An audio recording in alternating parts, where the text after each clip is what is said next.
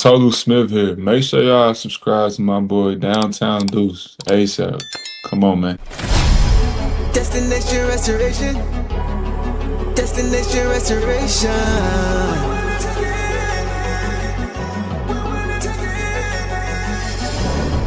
Destination restoration. Yeah, Detroit. Destination restoration. Yeah, it's our time. Can you feel the elevation? We on a mission on vacation. Time to create the separation. Championships and motivation. 313 need no explanation. Miss me with all that conversation. We ready for that confrontation. Counting down to our destination. The final destination. Together all the time together. It's us against the world, it don't get no better. We turned it around, that was the beginning. Coming for the crown, you know we winning. Time to put in the work, I'm about to go for steps. Taking our prisoners, it's my time. Yeah, I know that it hurts. Saying break out the church, you don't wanna see me in my prime. The mission is to ring, we're caught in everything. In the city, supporting the dream. Reaching new heights never seen, we deserve to be king. It's all or nothing, no in between. The clock is ticking and I hope you're listening. Don't touch me cause I'm sizzling. Physicality is tipping and mentality is menacing. The dog pound body's crippling. Now the clock is ticking and I hope you're listening. Don't touch me cause I'm sizzling. Physicality is tipping and mentality is menacing. The dog pound body's crippling. Feel the elevation. We on a mission on vacation. Time to create the separation. Championships and motivation. 313 need no explanation. Miss me with all that conversation. We ready for the confrontation. Counting down to our destination. The final destination.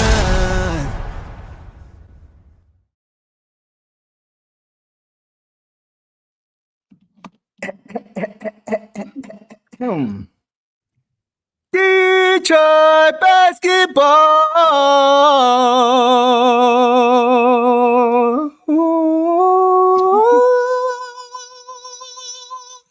Okay.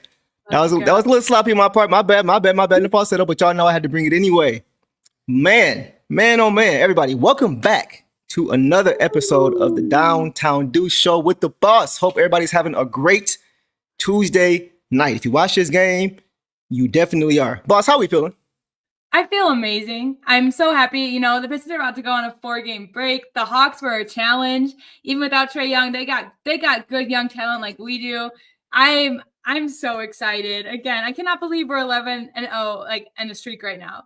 That's insane. Man, Clifton calling me out saying Deuce grew up in the church. You know what, bro? I low-key did. I did, bro. I got a lot of musical history though with my grandfather and my uncle singing with Stevie Wonder for years, all that. Totally different story. But definitely, man, no, boss, you're right. This is pretty incredible what we're watching right now. Pretty incredible stuff, man. So guys, we see you in the chat, man. We see you in the chat, guys. Y'all are deep in the chat per usual. We love it. Keep it coming, man. Keep the comments coming. Boss is gonna make sure she gets to as many of you guys as possible. You all know the drill.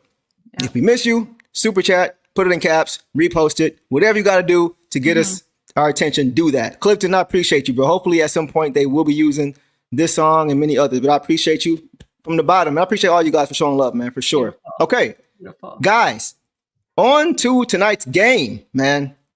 All right, so first off, I'm really starting to wonder like how long this winning streak is going to go because these boys just keep finding ways to get it done, regardless of the situation. Truly. Man, I mean, it's crazy. They're looking so nice out there. They're looking so put together.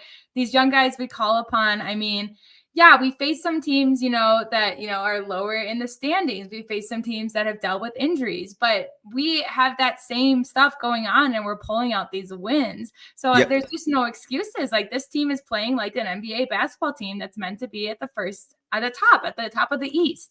Yeah. So I'm just thrilled. I mean, wow. The Hawks were another challenge. I never underestimate anyone, any team. They're an NBA team for a reason. These are NBA players for a reason. Anyone can pop off. But we really just did such a good job of just quelling them. Yeah. We stopped their runs. We did everything. Like, we just looked so good out there, and we got some Yeah. guys back tonight, and they fit in great. It was awesome. It was awesome. We looked the part of a number 1 seed right now. Absolutely. Right? That's like, at this point, that's clear. Clifton says, Daniss making me forget about Schroeder. Woo, man. Man, oh, man.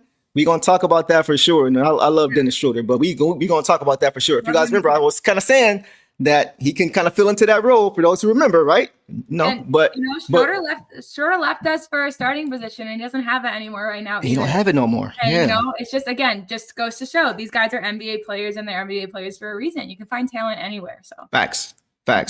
So, guys, as far as what we're talking about, as far as being able to win, however, any kind of way, that was the case again tonight. It was a little bit different, but that was the case again tonight as the Pistons make the Atlanta Hawks their latest victim in their winning streak, beating them 120-112 to improve to 13-2 on the regular season. I'm going to say it again, 13-2 on the regular season. Now, guys, and I was just saying, boss, I don't want to hear any more about the Pistons are only winning games because they're scheduled. Nah, dead all that. Yeah. The Atlanta Hawks came into this game with a 5-game winning streak. Yep. One of the tops in the league, right? With their struggles too. They're missing guys. We're missing guys. So I don't want to hear that anymore. And not only are we missing guys, but like we mentioned, the Hawks came into this game winners of 5 straight, and that streak features the Eastern Conference Player of the Week in Jalen Johnson, right? So he was available. He played, right? The Pistons guys are just better. They're better. And they came out tonight like they wanted to prove it for sure.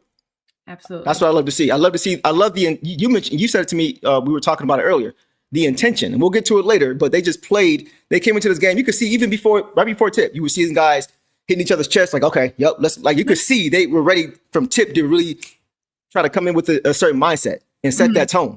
Absolutely. Fun fact, November 17th, 2023, the Pistons had lost their 10th in a row. 2 years later, November 17th, 2025, which was last night, they won their 10th in a row. Ooh. Quickly how things can change, man. Oh, yeah. Crazy how quickly they can change. So let's start with the injury report, guys, and we'll get to it. The Pistons got some good news on the injury front, right? Cade Cunningham, Ausar Thompson, they both returned to action after missing 3 and 4 games, respectively. Still out was Tobias Harris. Karis LeVert was out with another ankle injury. Again, we can't seem to get away from those. Marcus Sasser was out. Bobby Clement was out. And, of course, J.I. is out for now.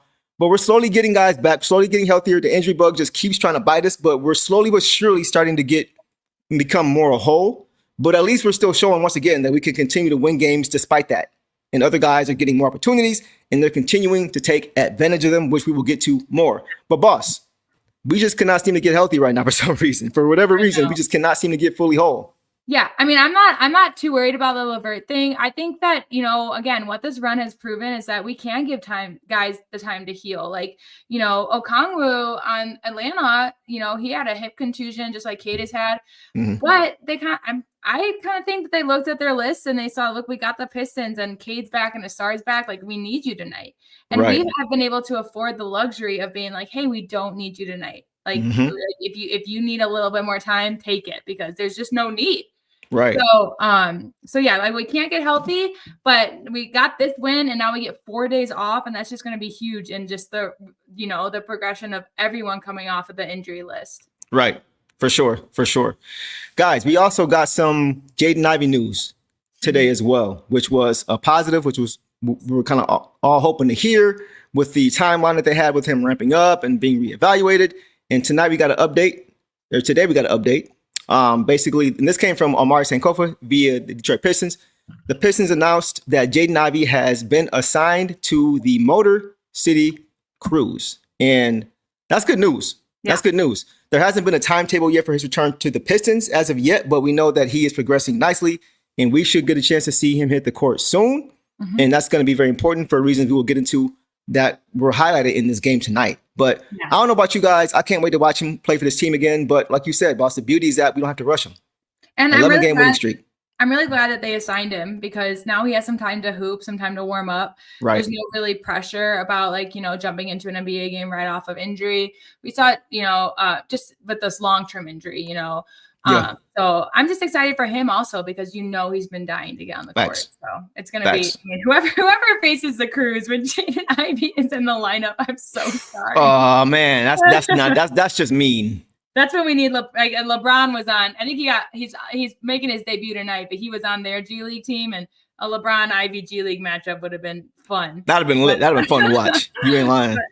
But yeah, like I said, I'm excited that he gets to hoop, and it's just like you said, great news. Great news that he's back on the court, guys, and now we're just making the right steps to get him back and fitting in with this lineup and gelling well, so that he can make his impact that he does make as soon as possible. Right. For sure. So, guys, the Pistons tonight went with a new starting lineup, one we have not seen before, but one that I was looking forward to seeing and hoping we would get, despite Cade coming back. And that was a lineup of Cade Cunningham, Daniss Jenkins, Duncan Robinson, Isaiah Stewart, and Jalen Duren. And, guys, just last night, postgame, we talked about how we haven't really seen much of Cade playing off ball. We don't see that enough, in my opinion. And tonight, we got a chance to see what it looks like with Daniss Jenkins starting alongside Cade. And even though Cade was listed as the 1 and Daniss was the 2, they can play off each other and take turns initiating. That's just a title as far as with how this team was set up tonight. It's just a title. They're both ball creators. They're both initiators of offense. And they both take pressure off of each other and make the offense more unpredictable, which is what you want, right? So to me, that says a lot about the trust that this coaching staff has in Daniss Jenkins. And rightfully so, because he has earned that, right? It was the game plan. I mean, I noticed right away that Daniss was the main ball handler. Cade didn't take his first shot, you guys, until 4 minutes and 56 seconds. Right. And that's he creates his own shots, and he was a part of the rotation, but Daniss was the one bringing it up the court. He was the one setting things up, and like you said, like immediately, Cade was just talking to KD about how he wants to be off the ball more. Right. And so JB said, "Let's try it." When we had Daniss, and I think that it thrived. It was a really good matchup. Them on the court together is really fun.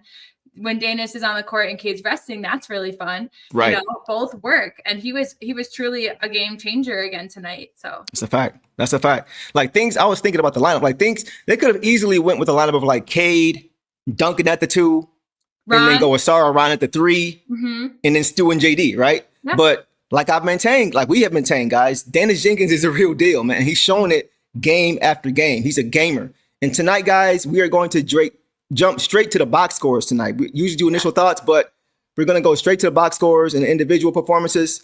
And we're going to start with Daniss Jenkins. And guys, to help us do that, we have none other than our special guest returning to join us, the person who knows Daniss Jenkins' game better than anyone. Welcome back to the show, Daniss Jenkins, player development coach, my brother, Coach Jeremie Hart. Bro, welcome back to the show, man. What's going on, guys? What's going on? How you guys doing? I'm good. I see you fresh out of a coaching job, huh? You just finished up your other job tonight, huh? Yeah, we just finished playing a game. I'm assistant coach at SMU, and we just finished playing Arkansas Pine Bluff. So just headed home right now. Didn't get a chance to watch the game yet, but I'm going home and I'm going to rewatch it rather. But I know you are. I did see the box score. What was the result of your game tonight? You guys pull out? Yeah, we actually won. Let's go. I think we won by like 50, to be honest. It was a bye game, so it was a fairly easy game. We're 5-0. I think we got two more kind of mid-major teams that we play, and then we play Mississippi State on the road. So next week, right after Thanksgiving. So it'll ramp up for us real quick. We play 4 SEC teams in a row. So so it was belt tonight, huh? It was straight up belt, straight up BTA. From what you're saying. It got kind of ugly, but no trap game for you guys. Right, for sure. Okay, look, man. So, bro, what the past couple of weeks this has been for you and DJ, man. I was just thinking about today, just from going to not playing much to start the season to getting thrown to the wolves to hitting buzzer beaters, multiple buzzer beating threes, to running the offense well, to becoming the Eastern Conference Player of the Week finalists, to being a big part of why the Pistons have this 11-game winning streak. Life comes at you fast, man. He just beat the Eastern Conference finalist. He was the nominee, and now he just went out there and beat the guy who was, outvoted. Jalen Johnson. Yep. Yeah. And looked better than him, if we're being honest. So we'll get to that. Yeah. But so bro, as you reflect on you guys' journey, like culminating to where you are now from where you started. I know I go back as far as Iona. You probably go back further than that as far as you guys' history. But Iona, St. John's, undrafted, 2-way contract, summer league, and then finally getting an opportunity. What's the past week been like for you guys, culminating up into this point right now to where you are? It's got to be a little surreal, at least. It is. It's very surreal, to be honest. Man, I got into coaching, through my love of the game and my passion for the game, and my wife, she actually was like the first person who actually spoke to me about, when I got done playing basketball, to train and give back to kids and all of this kind of stuff. And I really didn't see it, but it was my wife who told me that I had a gift from God, and that kind of started me on my path. And man, I all of this week or this past week, I just been thinking about the first time I met Tink, and my first conversations with him, and and just understanding that he was a special person and a special player.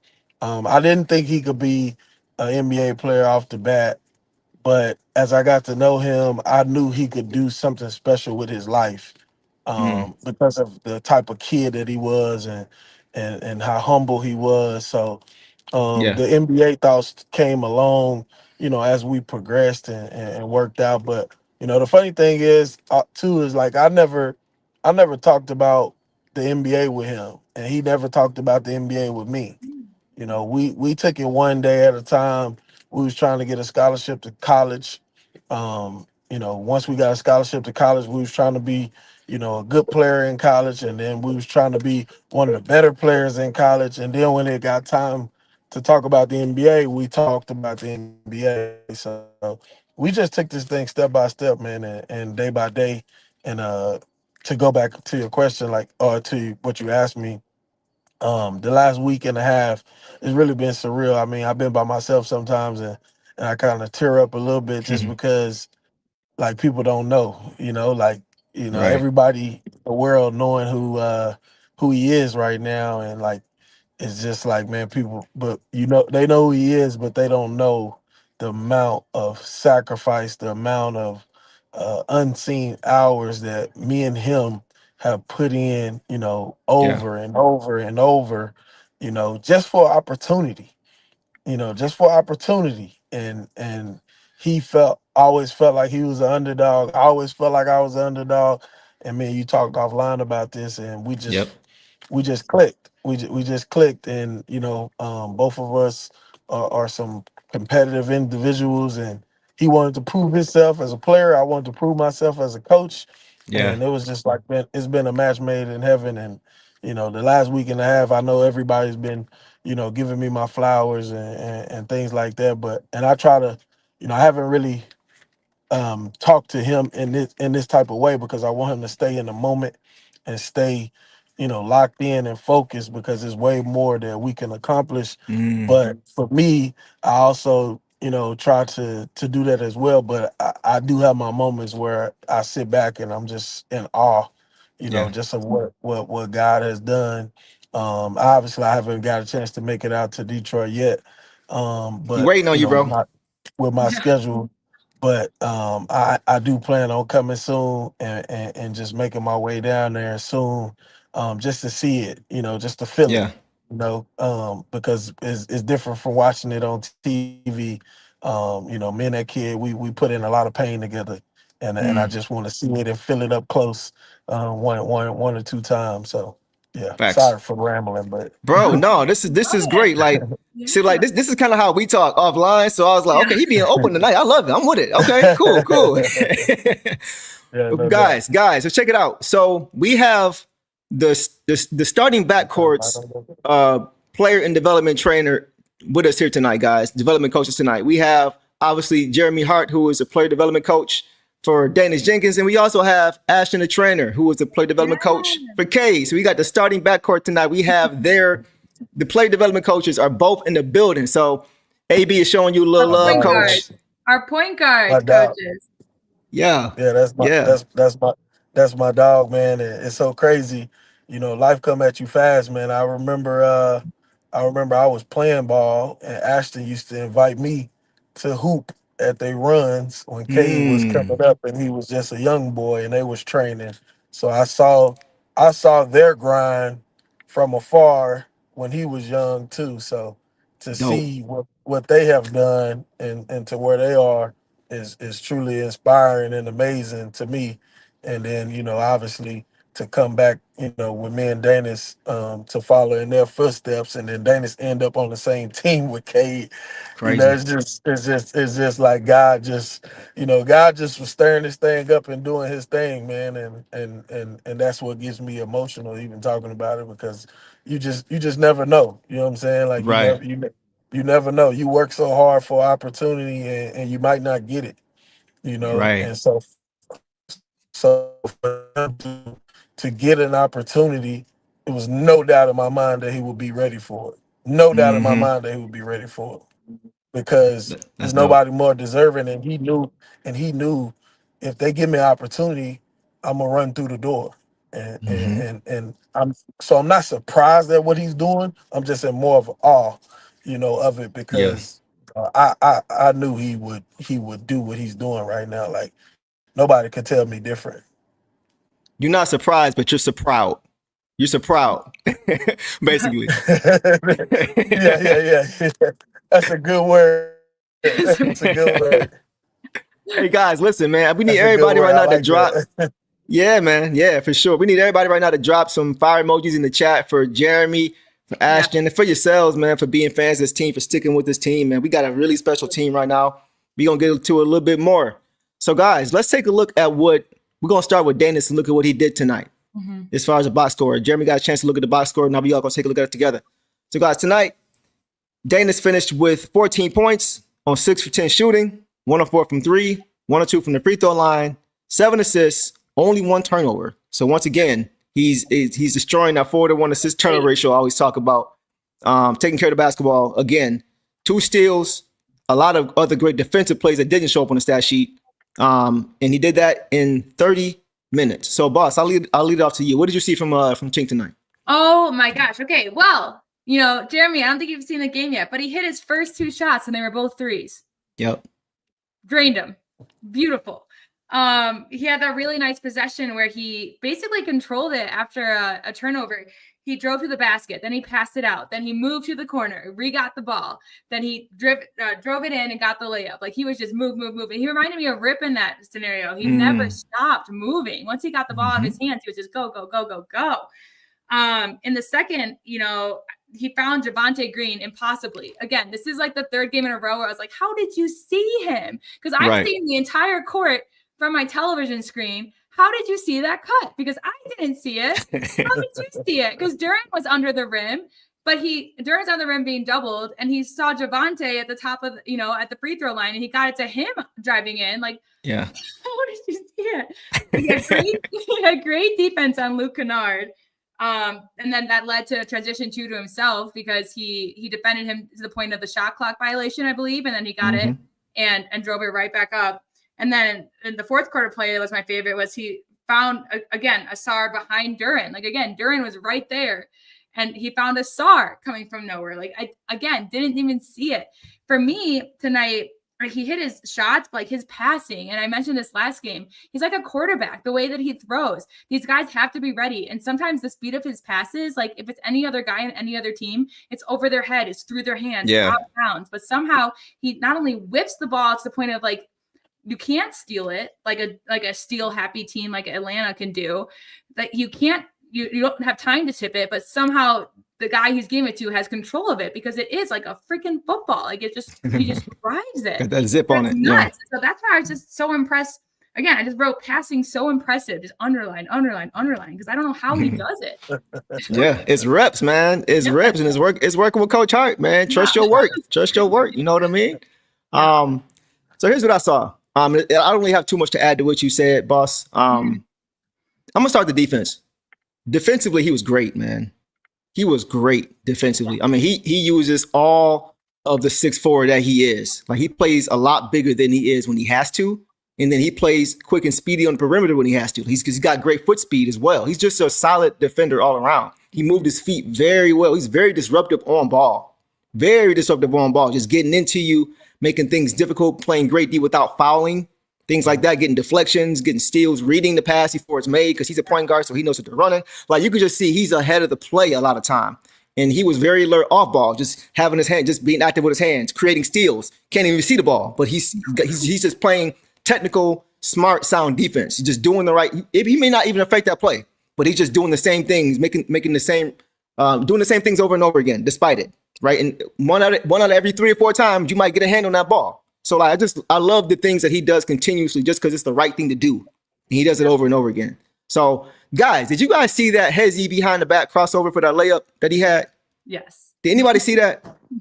I'm gonna pull it up just in case y'all didn't see it. Hold on, man, because that was crazy. And by the way, there aren't very many NBA players, but this guy turned a lot of heads, certainly including mine, following Ausar Thompson. He's listed. Let's run that back for those who missed it in the back. And by the way, there aren't very many NBA players, but this guy turned a lot of heads, certainly including mine, following Ausar Thompson. He's listed. Crossing behind your back like that, like, you got to have confidence in your handle. That's reps. That's reps. I mean, confidence That's in your reps. handle against also a team that's known for their steals. Like, these guys Right. are known for their defense. They have Dyson Daniels right there too. Like, they're known for it. So to hold on to the ball like that and be able to get that done is just so impressive. Yeah. And before we get to a couple questions for you, we got a couple questions for you, bro. I just want to say this as well. DJ is a true point guard, but he has the ability to be equally effective at either guard spot. Oh yeah.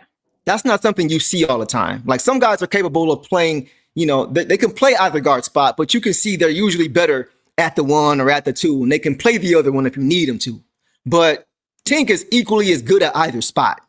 He knows how to play the point guard spot. He knows how to play the shooting guard spot. He's a great on the ball player. He's great off the ball, but he's still a true point guard though. It's weird. Like, you know what I'm saying? Like, there is no weakness at either spot, but you can see that he is a floor general at the same time. Go ahead, bro. You want to get in there? No, I was just gonna say, that's a credit to him. When we got to pre-draft, when we talked about, what an NBA point guard looks like and how will we attack this thing, and then obviously you got to see where you end up landing, and we land in Detroit. One thing that we always talked about once we landed in Detroit was, man, we got to show that you can lead and run a team, and then we also got to show you can bring some value by relieving Cade of his duties, and bringing the ball up the court, and just doing little stuff that the superstar doesn't have to do, and it creates more value in yourself. So just to hear you say all that and what y'all saying about how the game went, obviously I haven't got a chance to watch it. It's just a credit to him because this past summer, all of our workouts were predicated, most of them were predicated and based on him off the ball, and whether it's shooting off the ball, catching the ball, going into a ball screen, anything to where he wasn't the primary ball handler in the workout, we tried to emphasize. So for that reason, because he had gotten to a point where he's a really good natural point guard. And, I just want to help prepare him to be able to play off the ball. So if he ever got that opportunity, he could do what he's doing right now. So it's just, it's just a credit to his hard work and everything that he's put in. Man, it's really, everything you're saying is really showing, because in games like tonight, it was a game in game 5 as a starter in crunch time against a team that's won 5 straight and playing like a vet.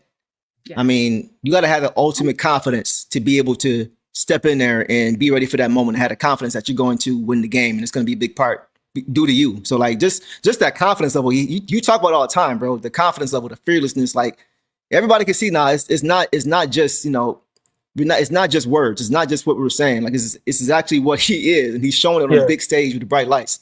Yeah, he's the most competitive I mean, man, I was really competitive as a player. I was nowhere near the player to him. Do not get it twisted. He's he's he's 1,000 times better than me as a player. But man, I was so competitive, man. Like anybody that knows me, Ashton. I don't know if Ashton's still in this chat or not, but he would tell you, I was one of the most competitive people that you would see play basketball. Mm. And so seeing him and meeting him and growing him with him in the last 5.5 years, like I'm just like, man, this kid is way more competitive than me, and he's better than me. Like it's crazy. Like his competitiveness, it gets on you. You know, like Mm. like his competitiveness. I almost look at it as a skill because like if if if you look at the game the last week, right, against the Sixers, I've been knowing Yes. Tyrese. We've been knowing Tyrese, and Tyrese Maxey went to my high school, so I've been knowing Mm. Tyrese for a long time since he was maybe sixth, seventh grade. Tyrese Okay. is like the nicest person, the nicest kid. He has the best energy that you ever see. Tyrese aura, like I've never seen Tyrese angry. And I've known him since seventh grade. I've never seen him angry. Mm. So my point about Tink is if you saw the Sixer game, you like for Tyrese to get upset, it's only one person that can make him do that. Like Mm. Daniss, and it wasn't like he was doing it maliciously. It's just his, like he said in his interview. Like we talk about that all the time. He got lost. He gets lost in competing. He doesn't want to lose. So just to see that is like, man, like his competitiveness, man. It's a real thing. It's a Yeah. real thing. Yeah. It's not a facade. Yeah. Yeah. I mean, Go ahead, Dom. I have a question about that too, because I was just thinking, about what to ask you tonight. And I know Daniss has been, is a great player, but I saw him, chirping, talking with Maxey, and then like people are like, oh, well, they know each other. I'm like, oh, okay. But then he did it with Nemhard, and he did it with Matherin against the Pacers. Yep. And then tonight he was throwing up the threes signs, and he was talking a little bit. So is that just is that part of his competitiveness, do you think? Because I guess I just never saw that from Daniss before. Is just the chatting on the court. So I love it personally. Like I'm Well, all for it. But the only reason why you haven't saw it much before because he wasn't playing as much. right. True. That's why True. you didn't see it. That's why you didn't see it. But if you think about it, if you watch Summer League, if you watch the Motor City Cruise, like Mhm. Mhm. last year I watched every Motor City Cruise game he played in. Like he's the same thing he did in Motor City Cruise. He's doing right Correct. now. The Yep. only difference is he played 30 minutes for the Motor City Cruise like he's playing right now. Yeah. Before with the Pistons he wasn't playing as much. Mhm. So his Okay. his competitiveness is been there. And don't get me twisted. His competitiveness has been there before he met me. Okay. I'm really close with his mom, with his Mhm. sister, and his brother. His competitiveness go back all the way to him being a little kid, and to hear his family even speak on his competitiveness, and tell stories. It's similar stories to when I was a kid that my brothers talk about or my Yeah. sisters talk about. So I'm like, man, that was the thing that we shared when we got together, and it doesn't like I don't want it to come off malicious or as he's like just this a-hole or whatever, but like he really doesn't mean no harm. Like he's just competing. When the Yep. game is over, like he literally would go up to you, shake your hand, talk Yeah. to you, whatever, but during the game for that however long, 48 minutes, whatever it is, he wants to win. Like Yeah. Mhm. he just wants to win. And if he have on white and you have on red, he wants to beat you. Yeah. Yeah. All He's right. got Well, that switch. yeah, and I appreciate that answer because obviously, like I've been a fan of Daniss since he entered. He came on the G League with undrafted since we brought him in. I've really loved his game, but just to see him now, when you're a G League, you're like, oh, you're on the same level as me. I can talk as much, I can talk to you as much as I want. But now he's out here doing it to NBA players, and so I just love to see it. Yeah, So it's but just see, something but I've noticed on but see top the of thing is, like obviously like fans and people maybe that's watching the game, like they see that, but to me and him, like it's like I didn't look at it as like, oh man, he's talking crap to Tyrese Maxey. Right. Not just because I know him, it's just like, or he's talking crap to Andrew Nimhart. Like, I didn't look at it like that because that's just who he is. Like, it doesn't Right. matter if, like, I'm pretty sure if you go back to training camp and to a Pistons practice, I'm pretty sure he probably talk crap to one of his Yeah. teammates during Yeah. training camp. Yeah. Like that's who he is. And it's, again, it's not malicious. It's just he's Yeah. a competitor and he wants to compete at the utmost Oh, we love highest it. level, at the highest level, and he has no fear in him. Like, he's not gonna back down from anybody. He's not gonna shy away from any moment. That's just his makeup, and I that's For love sure. it. that's what I love about him. Yeah. Would you it's say cool. would you say that Sixers game was your favorite that you've seen from him so far? Or did you got a favorite game that you watched him play and say, yeah, that was his best performance? You have one of those yet? Man, I don't Hard to know. pick, right? Yeah, that Washington game, man. I was, man. I know. I know. Good one. That Yeah, that was a tough Washington one. game. I That could agree. Washington game, man, I really enjoyed that Washington game. Obviously, I mean, he hit the shot that he shot, and then in overtime has made some good plays.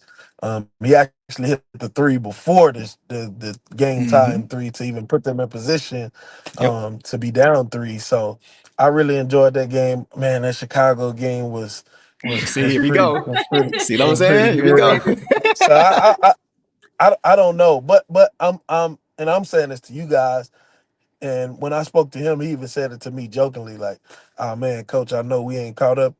We ain't caught up like we need to, because I know you're gonna have some stuff to tell me." So I'm a big critic as well, and so I see some things that he could get better at and do better. But I've thought he played, these what has been 4 starts, This is his fifth, I think. Yeah. fifth start. Yeah.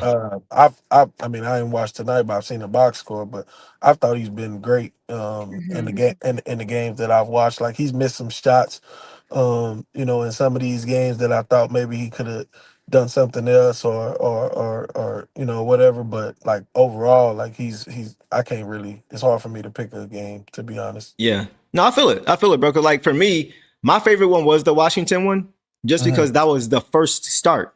Mhm. mhm. Like, he just got thrown to the wolves, and like for him to not have that deer in the headlights look, to not look like he was lost, like he knew what to do when he got into the game from Yeah, jump. He was ready. So to me, like a few games later, he got a chance to get comfortable, and it's still only a few games, but that first game had to be tough mentally. yeah, Like, okay, not to press too much, not to try to do too much, but also to still be aggressive. And he yeah, he balanced it perfectly. So I'm like, man, yeah, that was yeah, yeah. impressive. A lot of people don't understand how hard that is, and also, I think it was five, if I'm not mistaken. He had five DMPs before Hmm. before that game, or if it wasn't a DMP, he maybe played like 2 or 3 minutes, and that was it. So no rhythm, no playing time. Yeah, That was tough. You right. That was tough to go into that game and get thrown into the wolves, and it was a national televised game too, as well. So. right. Yeah. Right. Great point. I got one more question for you, bro. And then, boss, if you have one more, you can throw yours in. Okay. We talked about it a little bit, but he hasn't had a bad game yet. But and you kind of touched on it, but I'm sure naturally there are some things that he wants to improve on just from watching film, and even probably in real time, he probably had in the back of his mind. Is there anything that you've seen from watching any film? I know the other night, last week, it was like 2 a.m. I was talking to you, and I was getting ready to tap out. And you were just like, all right, bro, I'm about to go rewatch this game. I'm like, bro, go to sleep, man. It's 2 in the morning. It's 2 in the morning, bro. But that's just how you are. But is there anything that you've seen on film, not to get too deep, but anything you've seen, like from watching him that you guys talked about, like, yeah, you might want to, we can kind of clean this up a little bit or work on this or build on? Um, I gotta go back and kind of dig a little bit, Okay. but I would say initially off the top of my head, um, I think he can continue to improve decision making, and not that like he haven't made great decisions. I think when it comes to finishing, to his finishing around the rim, like he's way more athletic than people know. Yeah. And I think sometimes, and I think it's gonna come with experience, but sometimes in these games that he's played, he's had some finishes to where I thought maybe he could use his athleticism a little bit more. He might have got his shot blocked or missed a layup or something like that, and I think he could use his athleticism a little bit more. So Okay. that would be probably the thing that jumps out the top of my head. Got you. Boss, you got anything else for me before I let him go? I'm just thinking about this Saturday's game. You got Ryan Rollins versus Daniss Jenkins. And so obviously it's going to be a good game. These are both great players that share the same philosophy. My question is, if you want to share, I understand if you don't, kind of what their similarities are in their game and maybe what might put the other one over the other, like what are their strengths against each other as well? Good question. That's a really good question. If you don't want to give it away, really, if you want to really protect their games. Nah, you good. Man, they're both are really similar in their competitiveness. Obviously, they have two different personalities. Ryan is a little more laid back and reserved and quiet. Tink is not. But Yeah, we picked up on that. yeah, but Ryan is a dog. He's just as much as Tink is a dog. Ryan is a dog. Okay. And Tink knows that. And he knows that. So they share that similarity in being a dog and competitive. I think they both have really good feel. As a point guards, they both can make any pass on the court. They're both are really good in ball screens. They both are 3-level scorers. They both can shoot the midi. They can both get to the rim. They both can shoot the three. They both will dunk on you too. Like Ryan is sneaky athletic, just like Daniss is. And Ryan is actually probably maybe an inch taller than Daniss too. So Ryan's about 6'5". Both really good defenders as well. Can move their feet. They both want to guard and pick up full. That game is gonna be That game is gonna be a good that game one. is gonna be fun. Yeah. And I'll let y'all know just a fun fact of what I'm trying to do. We actually play on Friday, so I'm actually trying to get out to Milwaukee on Saturday because There you go. I want to kind of see that game up close if I can. I'm hoping I can pull that off, but I definitely still want to get to Detroit. But if I can make it to out there to Milwaukee to that game, I'm definitely going to try to. So, oh yeah. So how is that for you, bro? Like, I know you're close to both of these guys. You spent extensive time with both of these guys. Watching them go head to head like that, are you anxious, or is it like bittersweet, or are you kind of like a proud father, just kind of sitting back and enjoying the fact that they're both at this level? Well, I've known Tink for much longer and work with Tink much longer. I was able to work with Ryan doing his pre-draft and just stay close with him and have a relationship with him. And he came back to Dallas to work with me some. So not saying that I'm not trying to say that I'm not close with Ryan as much, but me and Daniss, it's different because he's literally the first kid that I've trained and the first kid that trusted me from the beginning. And, everything wasn't peaches and cream. Obviously, he went to 4 different colleges. So, I've been with him through the ups, through the downs, just through everything with him. And for him to get to this point, it kind of hit a little different than anybody else. Obviously, I work with a lot of players, but everybody who know me, they know that with him is different. Is he's like a little brother to me. Because the time that we spent for so long the past 6 years. But I still love Ryan. He's a great young man, and love working with him too. So it's kind of different.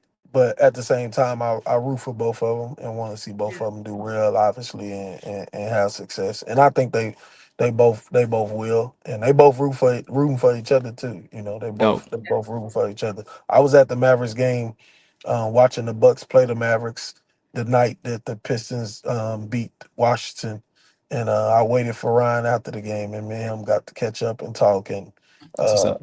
I got to tell him what Tink had did that night, and obviously he didn't see it because he was playing. So when I told him, he kind of lit up and was excited for Tink. And when he had his run, because Ryan had a run maybe 2 weeks ago. Yes.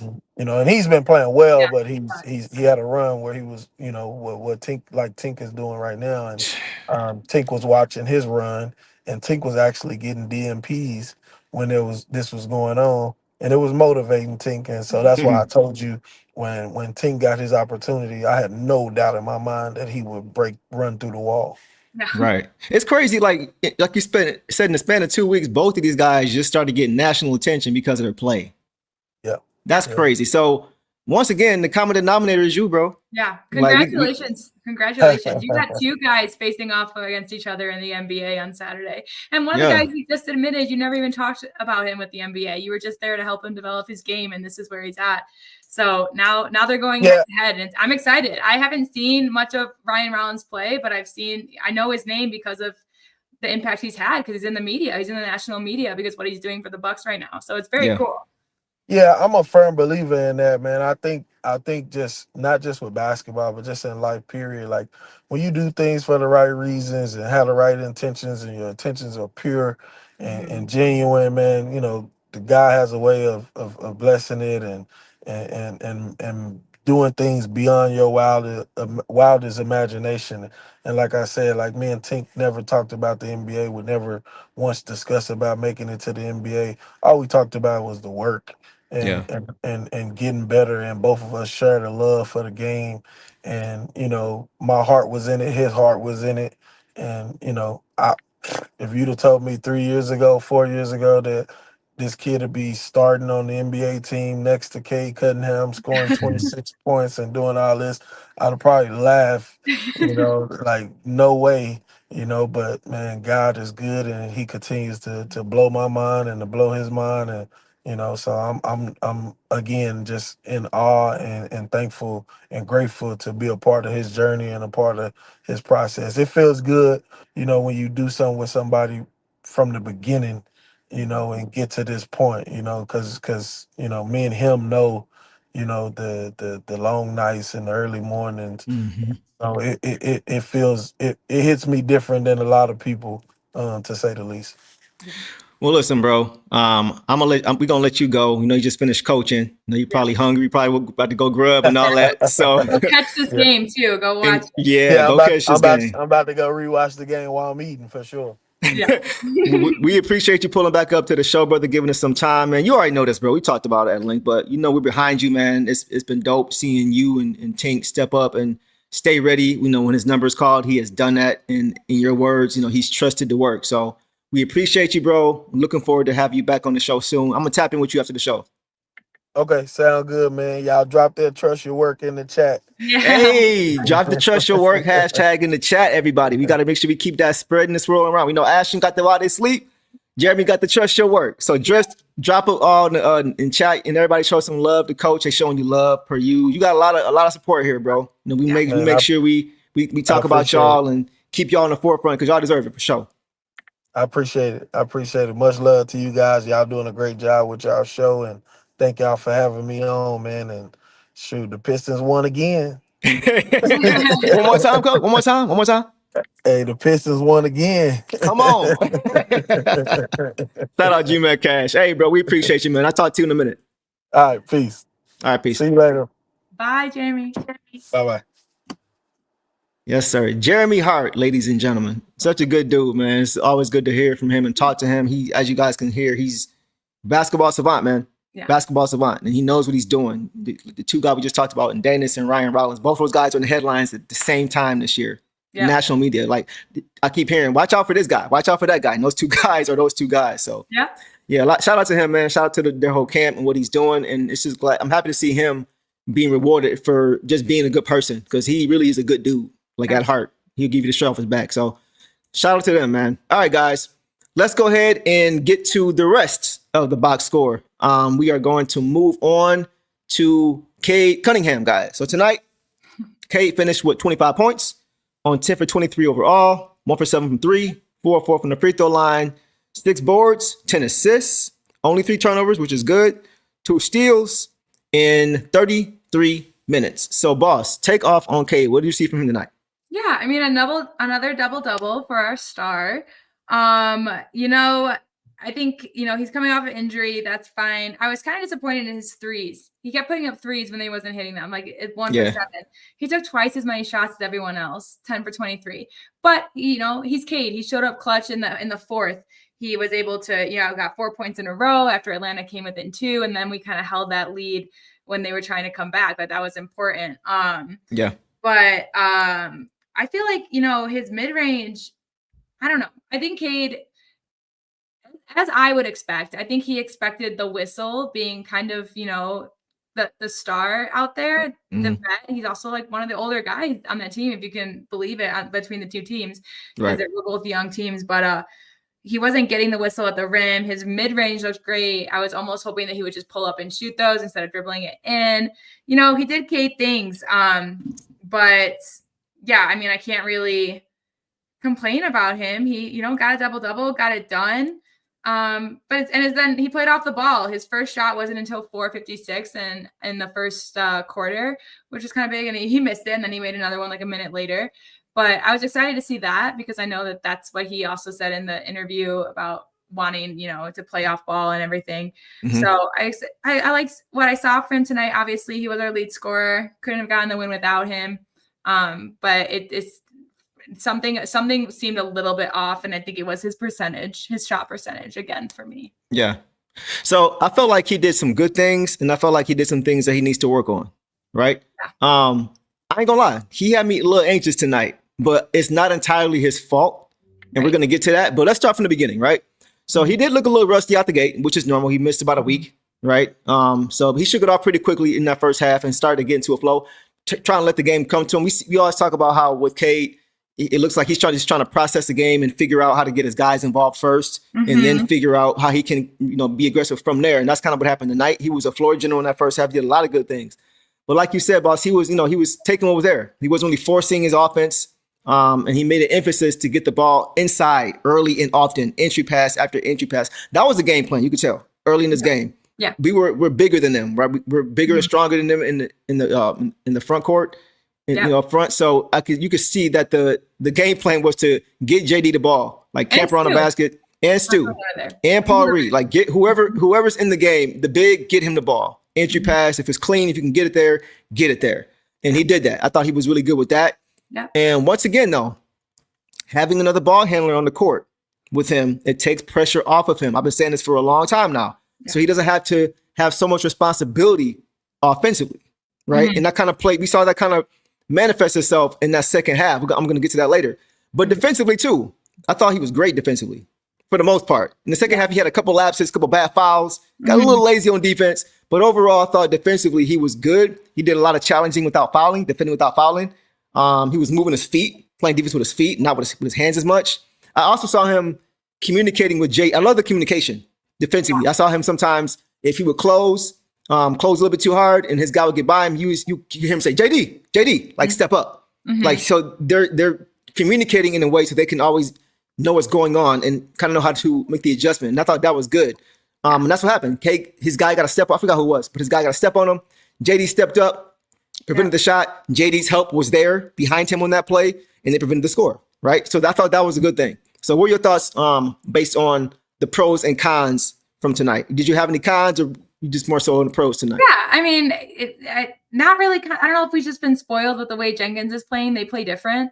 And I think that the way that Jenkins was playing was a little bit more suitable for the team that we were going against, again, like with the passing, with the fast pace. And but Cade does Cade things. He takes over, and the 1-3 that he hit was that really long range 3 at the end of the third that we needed to help keep our lead. So I was just kind of curious, and I think some of his fouls, like you said, were a little bit silly, but I think he was just frustrated. He felt like he wasn't getting contact and he wasn't getting the call.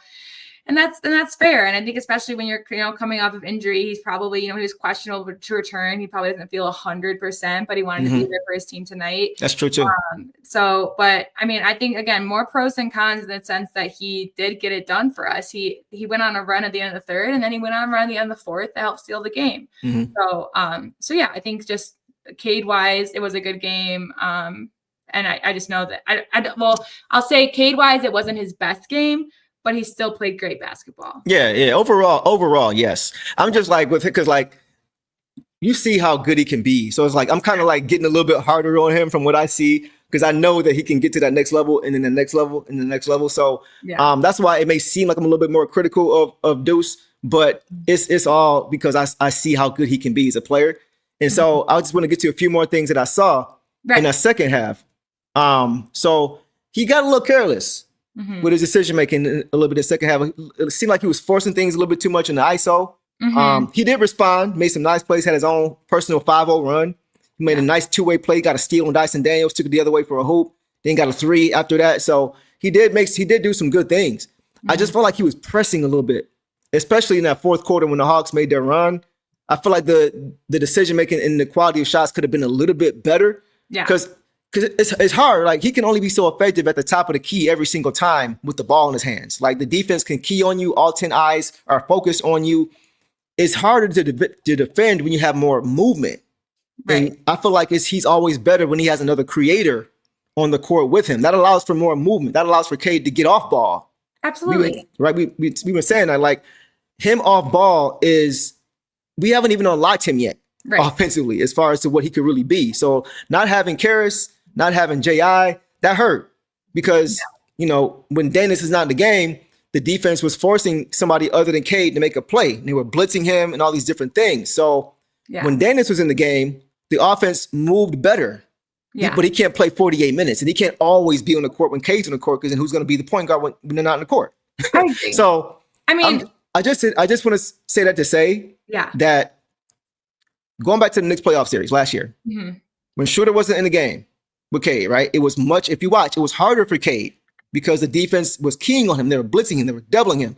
When Shooter was in the game, that didn't happen as much. And that's why I was saying, had Jaden been available last year, we win that series because they can't do that to Cade if they have another ball handler on the court. So I feel that way the same way I feel like if we didn't have Daniss in this game, we might lose it because they're going to be keying on him all game long. So I feel like they just got to have another playmaker to make things a little bit easier for Cade. I think you got to have that. Yeah, and I agree to an extent, except I think Cade is just really taken, pride in this team, and he's taken pride in like, I'm going to make sure that we win. So, because I saw just a lot of ISO where he would bring it up the court and then he would keep the ball and then he would miss his shots. Like I didn't see him passing it out when he did have Duncan on the court with him, when he did have guys like Javonte Green who can hit the 3 or can create it for himself when he needs to, or just move the ball around in general. I just think Cade has that mindset of like, I'm going to go make sure that I win this for my team. And sometimes that just means that he takes some shots that he thinks he's going to get, or he gets the foul call on. I don't think he's seeking out fouls. No, he's definitely being doubled and stuff. So he takes for sure shots, hoping that either it goes in or he will get contact. And then when they don't go in, he's frustrated and he wants to make up for it and do that again. So I think it's just another thing of like, just trust your teammates, which he did. I mean, he did have 10 assists tonight, which is huge. But I feel like that came mostly in the first half, like we talked about when he was playing off ball. And then I think in the second half, he was like, let me gain control of this game. And then he made the shots that were important, but he also could have, passed it out a little more, burned some time off the clock, done something to at least help, if he's not going to get the shot, allow someone else to or whatever. But and in the end, it worked out. It's kind of just like the other game against the Wizards where he took a crazy amount of shots, but, got a crazy amount of points for us as well. Yeah. Just relying on our offense to do it. And like you said in the game too, because we talked about it briefly, like once Daniss came back in, it was easier because they both are able to, find their own shots or create the shots for each other. And so I agree with you there completely. But, Daniss, especially going forward, is mostly going to be on the court when Cade's not. That's mostly likely what we're going to see. So once Ivey's back, Karras, we missed tonight. Duncan came up big, but just to have that consistent offense. Because in the second half, I feel like we really prioritized defense. We didn't see a lot of our shooters in for too much longer in the second half. We just were like, hey, we know you can't create on offense, but we definitely know that you can play defense, like with Javonte and Ausar and things like that. So I think that was just more the schema, is that he was the main offensive guy, and he did choose to just take the shots, even if they weren't the best.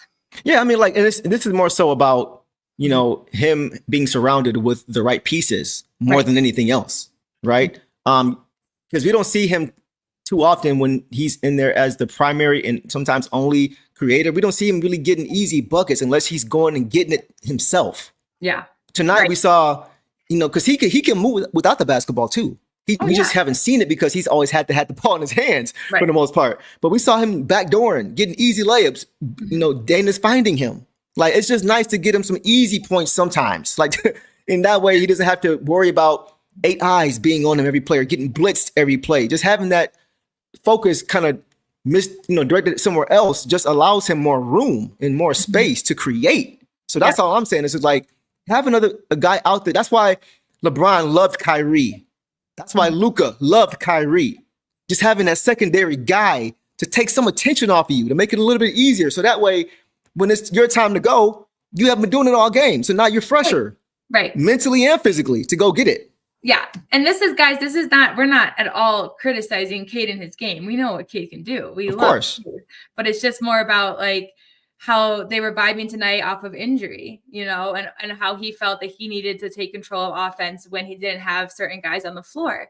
Right. And that's what Cade does. And again, he came out clutch for us. He was our lead scorer. Like, he did Cade things, but it just at times just felt a little bit like he needed help, because the way that they were doubling Cade, they weren't doing to Jenkins the whole game. They just knew that to shut down Cade easy. So, I mean, I'm not worried about him. I think that I'm glad that he came back tonight, because I think he was anxious to play. You can see it. Play, and you get the 4 more games, and then we get, you know, Milwaukee, or 4 days off, and then Milwaukee on Saturday. So I'm really glad that we got to see him tonight before the break, because it just kind of solidifies like Cade's good. He's good. Yeah, for sure. Good. For sure. Yeah. So that's the only point. I just want him to be put in the best position. Right. To be successful. Right. That's literally it. So, but I was just happy to see him not having to have such a load on him. Oh, the off-ball game tonight, guys, was the most that we've seen him off-ball this season. Yes. He played temporary with Jenkins before he got injured in the Wizards game. Cam Whitmore is the one who injured him. So they played off-ball together a little bit, but today was the day where the first time it was their game plan. Today was the first day they're like, okay, we're going to make Daniss the main ball handler to start the first and the third, and Cade, you play off. So this was also just a trial run for them too. Like, how is Cade going to do off the ball with these guys? And I think they did great. Absolutely. For the first game. Yeah, absolutely. Not having a ton of reps for sure. Yeah. This is a good point too. Clifton says, you got some tough dudes on him. Dyson. Yes. It's the same Dyson Daniels, who he had to hit that tough lefty off the glass bank shot over last year to beat the Hawks after that, right before that game-winning defensive play that he made. So reigning most improved player of the year. That's right. That's the award that Dyson Daniels had, and he's scary good. He had 3 steals. That's his average, guys. That's his. Yeah, that's crazy.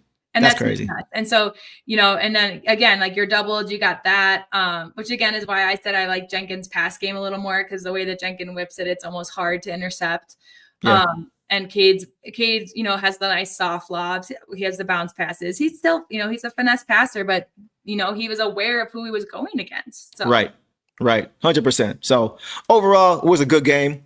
I was just a little anxious down the stretch. That's all it was. But they made enough. Like all of these games. I know. It's crazy. But they made enough plays down the stretch to get it done. That's all that matters. Yeah.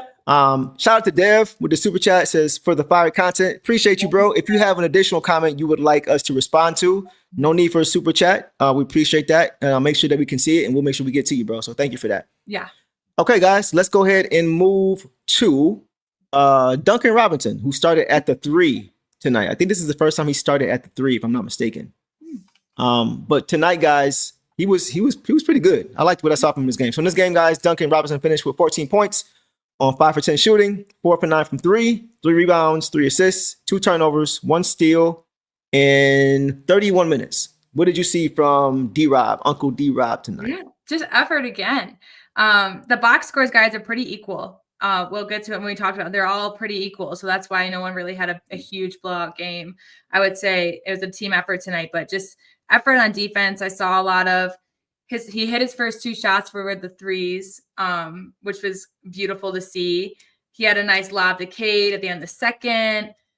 Hit a big 3 in the third to extend the lead when they were starting to shrink. And then again in the fourth, he had a nice layup at the basket to help extend the lead to 5 when they were getting close. So he just was like called upon for what was needed. And JB, kept him. And he was basically our other than Daniss and Cade, he was our offense guy that we kept in. Like when he was out, we really just prioritized defense. And when he was in, we prioritized the shot. So he just did fantastic again. And I'm just so happy about the effort I'm seeing from him, because on defense too, he's just moving, constantly moving. He never slows down. Yep. It was just another great game from him. And I think that, if LeVert had played, they're really feeding off of each other again from their Michigan connection. They've been playing well together. I think we would have seen more of them.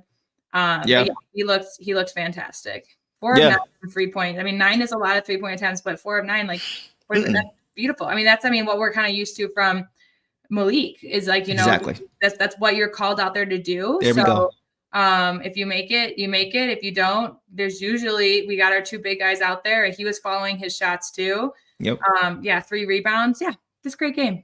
Yeah. Like the volume doesn't because if you guys remember, I was saying his first few games, he was taking 3 or 4.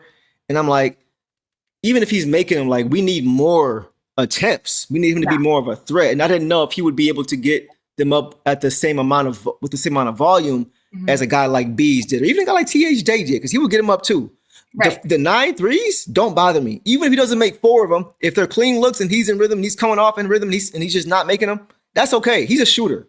I mean, just be a threat out there. The clean looks, I just have to say, the ones he's making, he's being defended. They've caught on to Duncan Robinson behind the perimeter. Teams have caught on to what he's doing. So he's rarely having an open 3. I think he had a couple open corners, but at the top of the key where he's really smooth, he's shooting over a defender.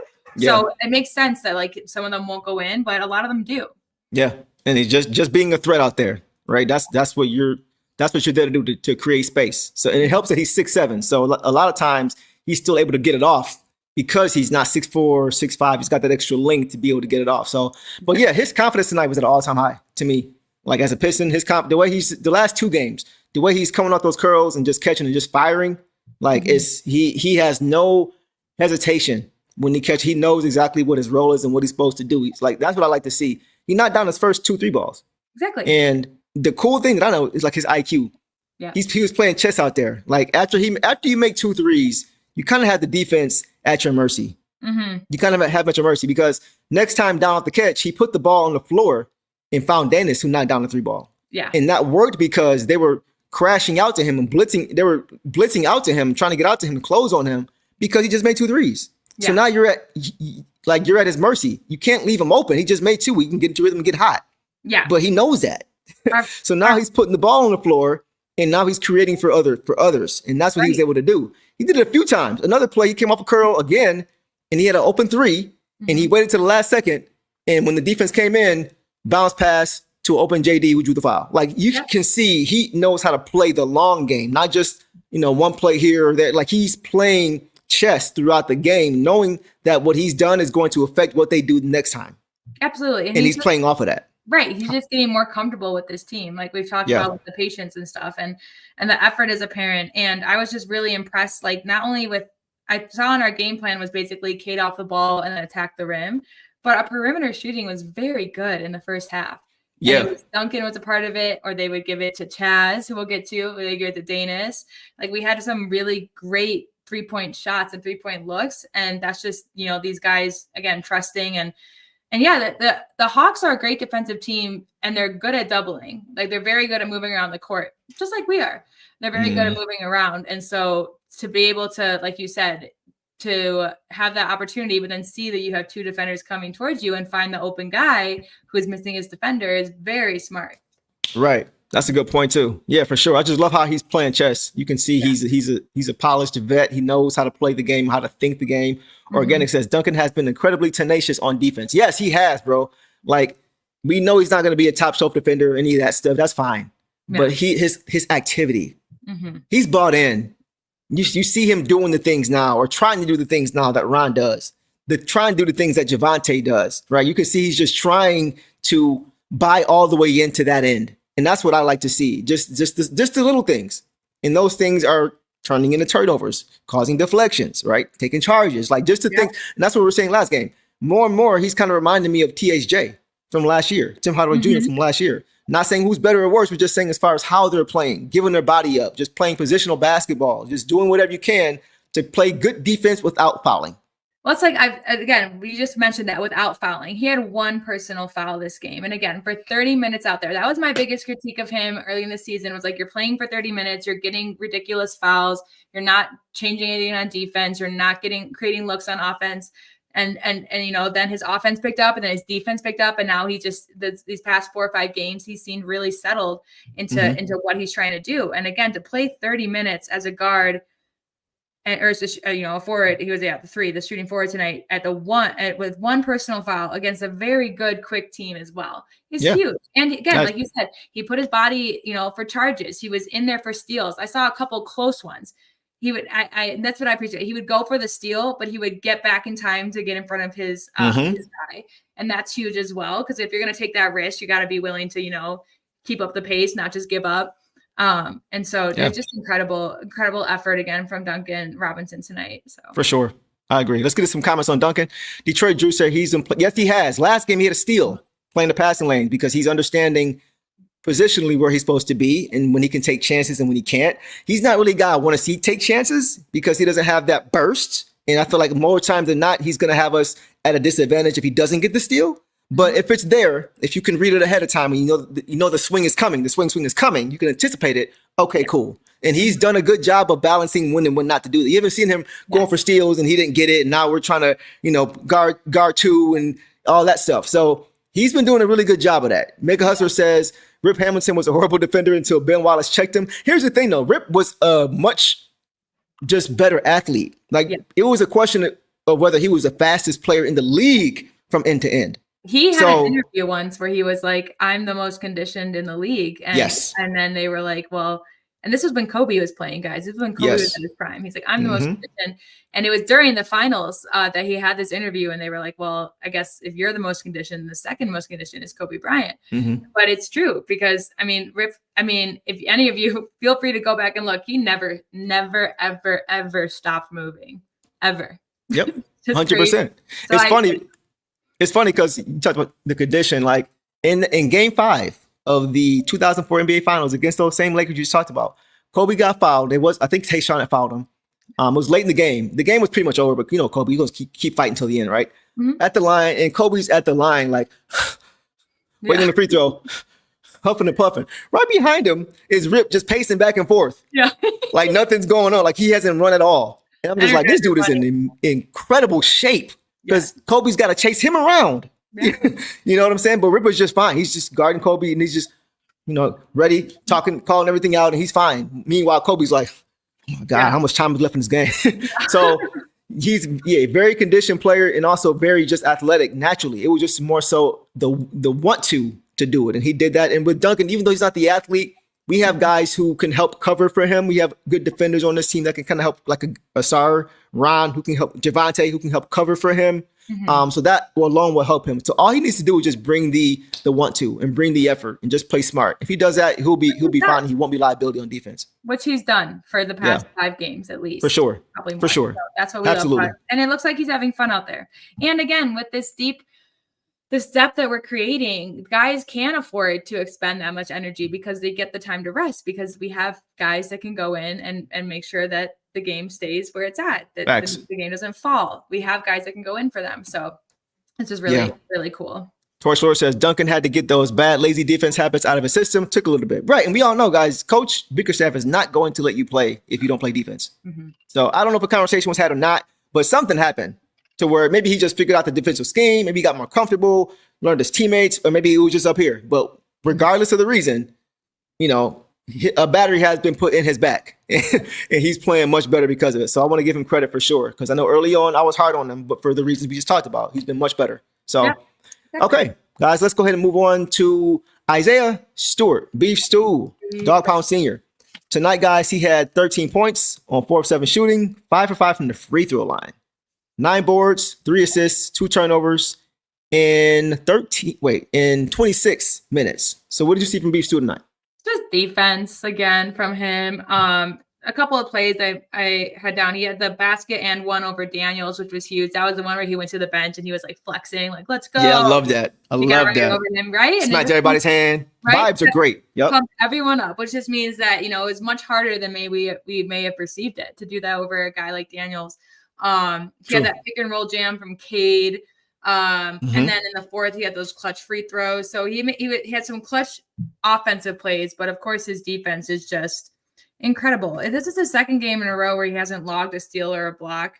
I'm not worried about it. It's just, I think it's mostly just because maybe Atlanta was too smart to attack him, so, and you saw him get up there a lot and they're crafty. But yeah, 4 for 7 for 57% field goal is awesome. Yeah, Stu just did Stu things. He was a rebound away from a double-double, which we know he can accomplish. So he's just getting healthy. I think this 4-day break will also help with him. But yeah, Stu did Stu things. I just love to see him out there. I love what Detroit Juice said. Bowling ball in the paint. He's a bully, man. Like he's seldom the biggest guy in the paint, but a lot of time it feels like he is the biggest guy just because of how physical and how tough and how relentless he plays. There was one play on offense, surprisingly, that really stood out to me. And it just continued to show his improved post play and his improved footwork in that painted area. It was a play, I think it was in the third quarter. He found himself in the paint. It was close. It was getting close to 3 seconds to being a 3-second call while he was in there. And you could see the whole Hawks bench. Yeah, 3 seconds, right? But it wasn't quite 3 when they were saying it. That could have rushed him. I think in the past he would have rushed and he would respond to that and try to just get it up and miss the shot. But this version of Stu, who has worked on his game over the last few years, he didn't rush it. He knew it, but he didn't rush. And he calmly turned over his right shoulder, the left shoulder, knocked it down. Yep. So you're just seeing more and more growth from him in all these different areas. And tonight it manifested on the offensive end, right? As far as just taking his time and just being composed and trusting his work pretty much. And it showed, like, he's gotten so much better in that painted area, like his footwork, his patience, and also just his finishing overall. His finishing around the rim with either hand, a lot like B-Ball Paul, who we'll get to later, it's gotten much, much better. Using that glass, I'm expecting it to go in. Right. And before it would sit on the rim and it fall off or it would come up short. But now you're just seeing he's really polished his game in that area. Yeah. And that's what I like to see from him for sure. Like organic, it is not situational. He knows that he can take them on. And that's, like, again, a good point to your thing. Because I remember that basket as well. Like, he had 3 seconds. Yeah, he could have chucked it out, but he knows this Atlanta defense. He knows the possibility of them intercepting the pass is big. So he knew that he had to make a play. He didn't rush it. He planted his feet. He dribbled the ball. He turned around. He squared up. He got the basket. And it's just huge for these guys. Again, like you said, like just making that shot, not freaking out, not, I think Duren had one where he turned around and it was a little short. Like they're getting the shot that they want over these really good defenders because that they know that they can. And also Isaiah Stewart, like Duren had a perimeter steal. He stole a pass on the perimeter. And you know why? Because Stewart was in the paint. Exactly. So Duren had to go guard a guy on the corner to make sure he didn't get the ball because Big Stu was in the paint. Yep. And that's the benefit of the two big lineup. Exactly. We say it all the time. Like, even going back to, once again, the 04, that's when I graduated. So that's like prime time Pistons for me until now, right? Yeah. But you would always hear Chauncey and Rip say, we have no problem and we have no fear getting up into our guy in the perimeter. Yeah. Because even if they get biased, you think this is our final form? We got Wallace and Wallace. We got Ben and Sheed waiting for you. Yeah. That allowed them to be able to pressure. If they didn't have those two guys, those trees on the back line, they got to play off. They can't play as tough. If they get penetration on you, there's no resistance at the rim. But when you got Rasheed and Ben down there, it's a lot less likely that they're going to score, even if they do get off you. Because Rip and Chauncey, if they get beat, they're going to make the right rotation if Sheed and Ben come over. They know how to play defense. So that's why they were so good. And that's why, to your point, having those two guys there gives you more optionality defensively, more flexibility defensively to be more aggressive. Yep. So you got to have those two guys in there. Got to have them in there. Yep. For sure. Okay. That's all I got on Stu, man. Somebody said the finger wave is great. I love the finger wave. He is reviving Mutombo for sure with that finger point. I love it. But yeah, great game from Stu, man. It's what he does every game, man. Like he brings it every night. It's hard to find new things to say about him because he just continues to be consistent every single game. So I love it. I love it, man. All right, guys, let's go ahead and move to JD. Can't forget JD. So guys, JD tonight in 29 minutes had 24 points on 8 for 12 shooting. The night after, I think he went 12 for 13. 8 for 11 from the free throw line. That's better. I think last game he was 6 or maybe 7 for 11. So 8 for 11 is a little better. 8 boards, 3 assists, 2 steals, 2 turnovers, 1 block in 29 minutes. So he's been doing this in under like 30 minutes consistently now. It's getting kind of crazy. But what did you see from JD tonight? It's nuts. I mean, I just saw him just again kind of just see that he can attack the basket on these guys. Mm-hmm. They don't have Porzingis. They don't have Ricochet. They had Okongwu, but JD was like, no, I got this. And I think, again, I think with those guys, he would have still had it. Yeah. So I just like that he was attacking the basket early. We talked about it was their game plan, getting the rim. He was either, making the basket or drawing fouls and then making his free throws, which was huge. I was actually impressed by some of his assists tonight. I know he had 2 turnovers, but again, with some of these, this is a steal happy team, the Hawks. And so some of the assists that he had were very good and really on point. And I was just impressed by that because you don't expect that from your big guy.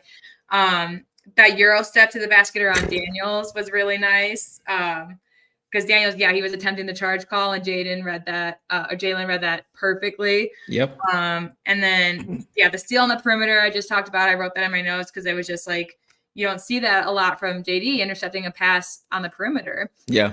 But he was able to because Stu had the paint.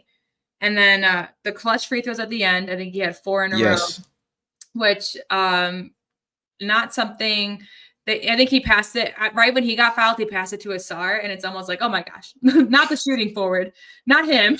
Yeah. The center, please let him go to the free throw line because Ausar is still working on his stuff. So I was really glad to see that. More confidence in JD as that is huge. And then the big block on Daniels. Oh my gosh. That was playing volleyball. Clutch. That was so clutch. I mean, even the crowd was just like, they were stunned. I don't know if it was a mix of oohs or boos because they were either oohing our team or booing theirs. I don't know what happened. Yeah. But that was a huge momentum killer for the Hawks in their attempt to come back, which I don't think that they would have come back easy, but we saw that crazy shot that Fritzsche had at the end where he just launched it up and it happened to go in back to without that block, we could have been a 1-point game instead of a 4-point game. True. So it's just, he was just very clutch and important in the times that we needed him. And he's just playing so consistently. And again, like 5 more minutes, he would have had a double for sure. Oh, absolutely. Absolutely. All great points. I want to start. It'd be remiss if I didn't start by saying, happy birthday to you. Happy birthday to you. Happy birthday. Happy birthday, JD. You are getting old, bro. You are going to be 30 in 8 years. You getting old. Thank you. Spoken from somebody who's going to be 40 in less than 1, right? That's funny. But yeah, JD, man. We talked about it already, but he had a huge size advantage, him and Stu. And I like that they were able to get him the ball early and he was able to eat because he was banging with them guys down there. They were too little, not strong enough, not athletic enough, even though they weren't quite as big as him, which is crazy. Right. First 3 plays of the game on offense, they went aside to JD and 2 of them were finishes. Right. So you love to see that, just setting the tone early in the game. Like, even though they probably knew coming in that was going to be the game plan, sometimes when you know something is coming, you still can't do anything about it. Yeah. Because you just can't stop it. You're not physically able to stop it. So it didn't matter. So that's what I love to see. They just couldn't stop him early. You mentioned the Euro, man. Yeah. He's freezing guys now with that. He's leaving them stuck in the mud. His footwork is much improved, man. Like, it's funny because earlier I was saying I didn't really want to see him doing that as much, but he's gotten better, man. Like, he's consistently doing these things without turning the ball. He used to often turn the ball over trying to do too much with the basketball, but you're seeing he's adding more to his plate, but not too much to where stuff is falling off. Right. Almost like a little bit of hesitation in the past. And now it's just confidence. Like, no, I got this. Right. Like, I'm not just going to try this to see what happens. Like, no, I got this. Yes. It's clear. Yes. And then defensively, he's getting better and better. Like, it seems like a lot more often now, he's holding, them to one possession. He's grabbing the board. He's he's just really taking ownership of that painted area and wanting to be that defensive presence because he knows he has the physical ability. He knows. It's just more so now about the IQ, which is improved, and then just having that 1-2, that high consistent motor all the time that he's had all year long. And he's in better condition now to be able to still, have the offensive output, but still hold it down and take care of it on defense. It was, if you guys followed the IG account for the Detroit Pistons, they made, it was funny. They had a piñata for him. Yeah. They gave him a stick and they had a piñata for him. And inside the piñata, when he knocked, it's crazy. He knocked it down as if Ben Mathurin was standing in front of it. Yeah. But it was funny because when he broke it, there was some candy in there and some snacks in there. And he picked up a 1 or 2 snacks, and they asked him, "Do you want the rest of the stuff? You left some stuff on the ground." He's like, "No, I can't eat candy." Yeah. So like he's focused on taking care of his body. He wants to be in that condition so he can be that two-way big, not just being a scoring guy who the gifts to score, but also to be that defensive presence. And you got to be in good condition. We say, okay, in order for him to be that two-way guy, he's got to be what? He's got to be in shape. Same with JD, and that a lot of that goes into how you eat, your nutrition. So to hear him say that, like, I can't eat candy. He loves candy, but he can't eat it, right? So it's just nice to see that he's got that disciplined mindset. And once again, like Cade is manifesting, man. It's manifesting. Yeah. I love it.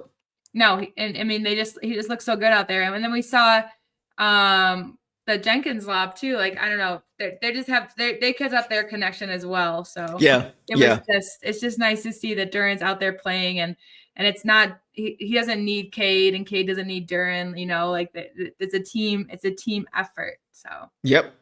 It's funny. D. Davis said he took those. I would have too. I love cheeses. That's like one of my favorite snacks in the world. He picked him up too. He left the candy on the side. He said, "I'm taking these cheeses." I don't know what y'all talking about.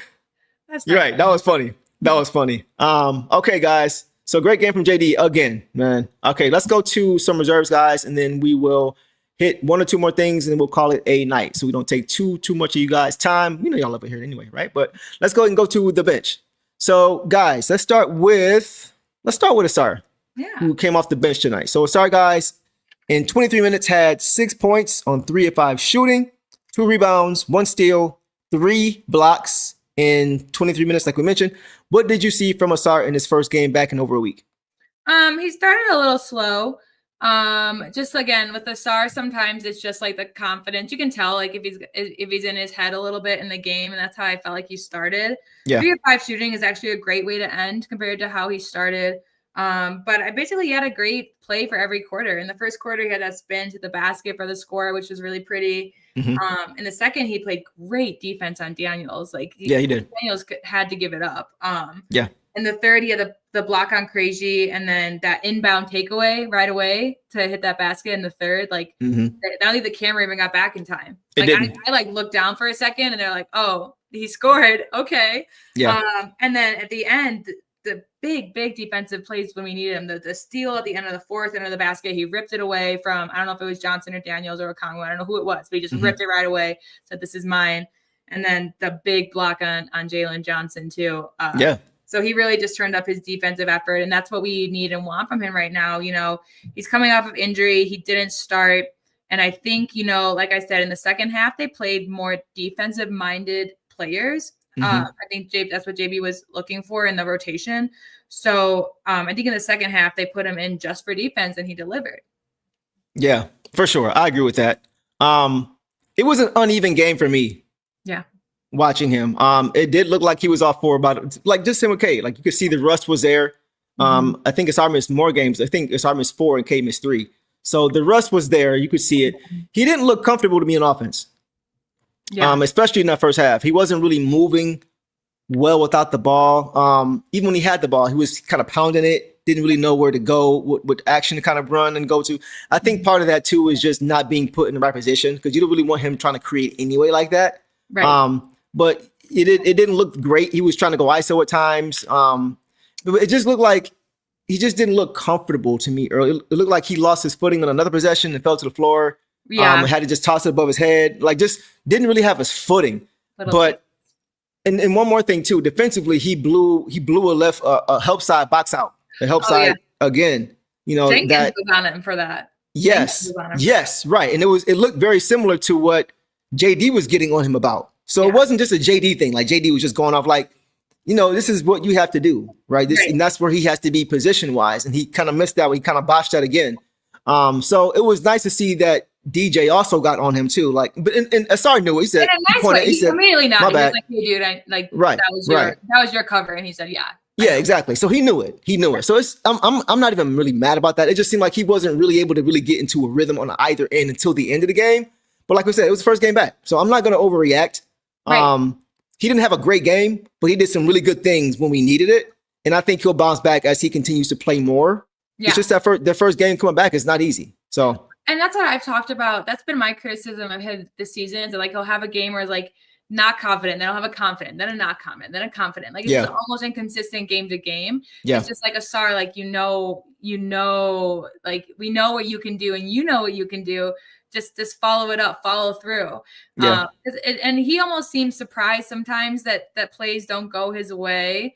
Mm-hmm. Like, with that follow away, like he was almost surprised that he lost the ball. That's what I feel like it is. And like you said, I'm not going to overreact. I'm not worried. He showed up big on defense when we needed him to.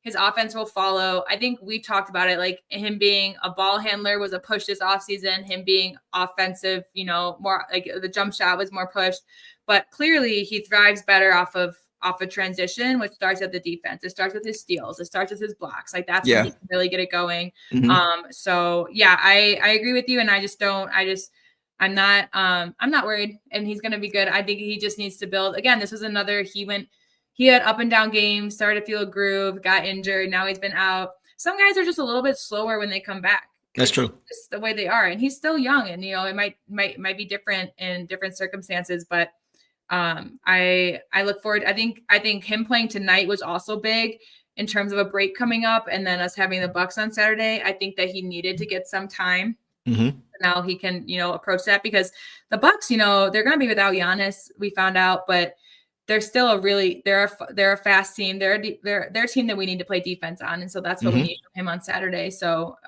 if we get what we got from him in the second half, the whole game, next game, I'm happy with it. Yeah, I agree. But I think you made a good point as far as it's just putting him, like we said, just putting these guys in the best position. Mm-hmm. He's much better as a finisher than he is a creator. Yeah. So like you mentioned in transition, back or just running off screens, or just continuously moving in the half court.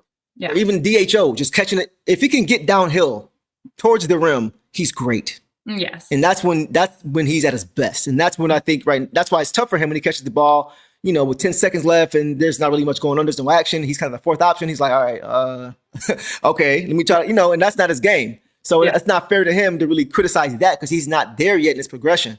So if he's being put in the right position to be successful, he's going to be fine. I wanted to comment on this too. I'm not sure how much of this is a thing, because we don't know what he's thinking. Torch Lord said he is a terrible free throw shooter, so maybe that is why he doesn't want to shoot free throws. So here's the thing. Let's keep it stacked. My favorite player of all time is LeBron James. There was a point in time when he didn't want the ball, where he would point to D Wade, or he would, he wouldn't go get it. He would tell Kyrie to go get it, because he didn't have the confidence. He's one of the best players of all time. He's my GOAT, right? But even he, at times early in his career, mentally wasn't confident enough, and he was shy away. So I don't know if that is a thing. It's not like the worst thing in the world. Like we all know, Ausar's not the best free throw shooter in the world. That's fine. So I don't know if that's actually a thing. Only he would know that. But it's just, once more, just reinforcing, just to keep working on it. Just keep working on it. Because once he gets to 70%, if he can get to 70%, I would be happy with that. 70%, that's what Eric Vincent always said. We talk about it, like, as a wing, you got to be at least 70. Yeah. Especially when you're that athletic, because you're going to get to the line. Right. Yeah. Right? And like Giannis isn't a great free throw shooter either, but he contributes in other ways. Ben Wallace, terrible free throw shooter, but he made up for it. That if he did get fouled, it was like, okay, but he's contributing in other areas. It's not like we need these right now.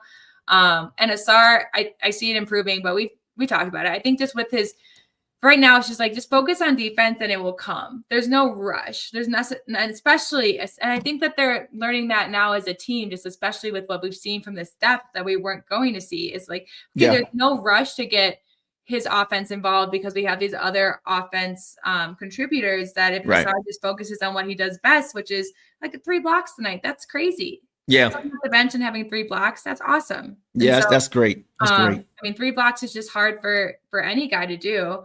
And they came in the clutch. So Yep. yeah, I think he'll be just fine and going at his own pace. And yeah, just a little bit of injury guys too. Like some guys just take injuries a little bit tougher mentally as well. They want to get out there and contribute, which I think is why he drove to the basket a few times and then it didn't work because he just wants to make his mark. So yeah, I think Saturday is going to be a much better game for him. I agree for sure. So we'll leave it there with the SAR. Yeah. And guys, we will move on to, let's go to Ron Holland. So guys, Ron tonight in, let's see, in 19 minutes, he had only 2 points. Yeah. 1 or 2 from the field, or 1 from 3, 1 rebound, 1 assist, 1 steal in 19 minutes, as we mentioned. So what did you see from Ron tonight? Yeah, he also only had 1 foul, which is big for SAR because that was kind of, or not for Ron, because that was kind of where I feel like his momentum was shifting. I think he did his job. They wanted him as a defender tonight. They didn't want him anymore. They said go out and play defense, and he did. Yep. He fought through a screen at one point and got the steal, which was big. He had that nice cut to the basket for an easy 2, which was his only 2, which I'm surprised at. Again, like I felt like he was impactful. I don't think he played it all in the 4th. I don't remember seeing him in the 4th, or maybe very briefly. But he was just out there to play defense, and he played it well. I think he did great against Daniels. He had some tough assignments. Again, for only one foul for Ron in almost 19 minutes is big, and a steal. So the box score doesn't reflect it, but he had a good game. I think the last game I said was his best game of his little skid because of the defense and offense he contributed. Today he mostly focused on defense, and that just shows me that, again, like he was 1 for 2 field goal attempts. So he didn't get the ball, but he also wasn't taking errant shots. He wasn't driving to the basket like we've been seeing, like he wasn't making those decisions. He would give the ball up. So to me, that shows up a little bit of smarter play after realizing like, hey, some of these baskets aren't going in, and they aren't calling contact for Cade. So why would they call contact for me? So I shouldn't drive it to the basket. I shouldn't take this 3. Exactly. He was doing, I think he did his job tonight. And I just miss Ron in the sense of like, I love Ron's energy, and I want to see him go off because it makes me happy. So I'm excited for when he truly pops off, and I keep waiting for that game, and maybe it'll be the Bucks one, So here's the thing. I don't know if it'll be as soon as we may want it to be. And I don't think that's because of him. I'm not in the locker room, but I wouldn't be surprised if he got pulled aside and said, hey, focus on the defense, bro.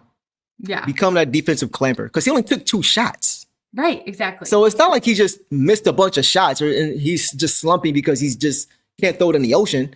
He's not even really looking to be that aggressive offensively. Yeah. It seems like he is just really focused on the defensive side of the ball. We see him before taking 7-8 shots, going 2 for 8, 2 for 9. 1 for 2 tells me it's a mindset thing. Like he's just all in on the defensive side of the floor, and I'm okay with that. Yeah, I'm okay with that. That's fine. Like we have enough now. We didn't tonight, but we have creators now like Karras who can do that. We're gonna have a creator like J.I. when he comes back and do that. We've got Daniss that can do. We got Cade, so we don't need any more creators, right? We got guys who can set him up to be more so of a finisher. We know he's got some stuff to his back, for she's shown it. But once again, I think he had such a great rookie season that everybody expected this elevation to another level. And when it kind of stayed, maybe moved a little bit of regression, it's like, well, where you at, Ron? It's like, bro, just chill. Like, this is his second season. He's 15 games into his second year. I agree. Allow him to just focus on the defense and slowly work his way into the offensive side of the ball. I agree. And for me, I don't think it was just last season. I think it was just the off season, like the preseason, seeing him hit those 3s, seeing him hit, he had that great preseason game, seeing him hit the stuff. So that's just more what I like about Ron is that when he's feeling it, he's excited. Like we talked about his emotion and how he has a lack of a poker face, both sides.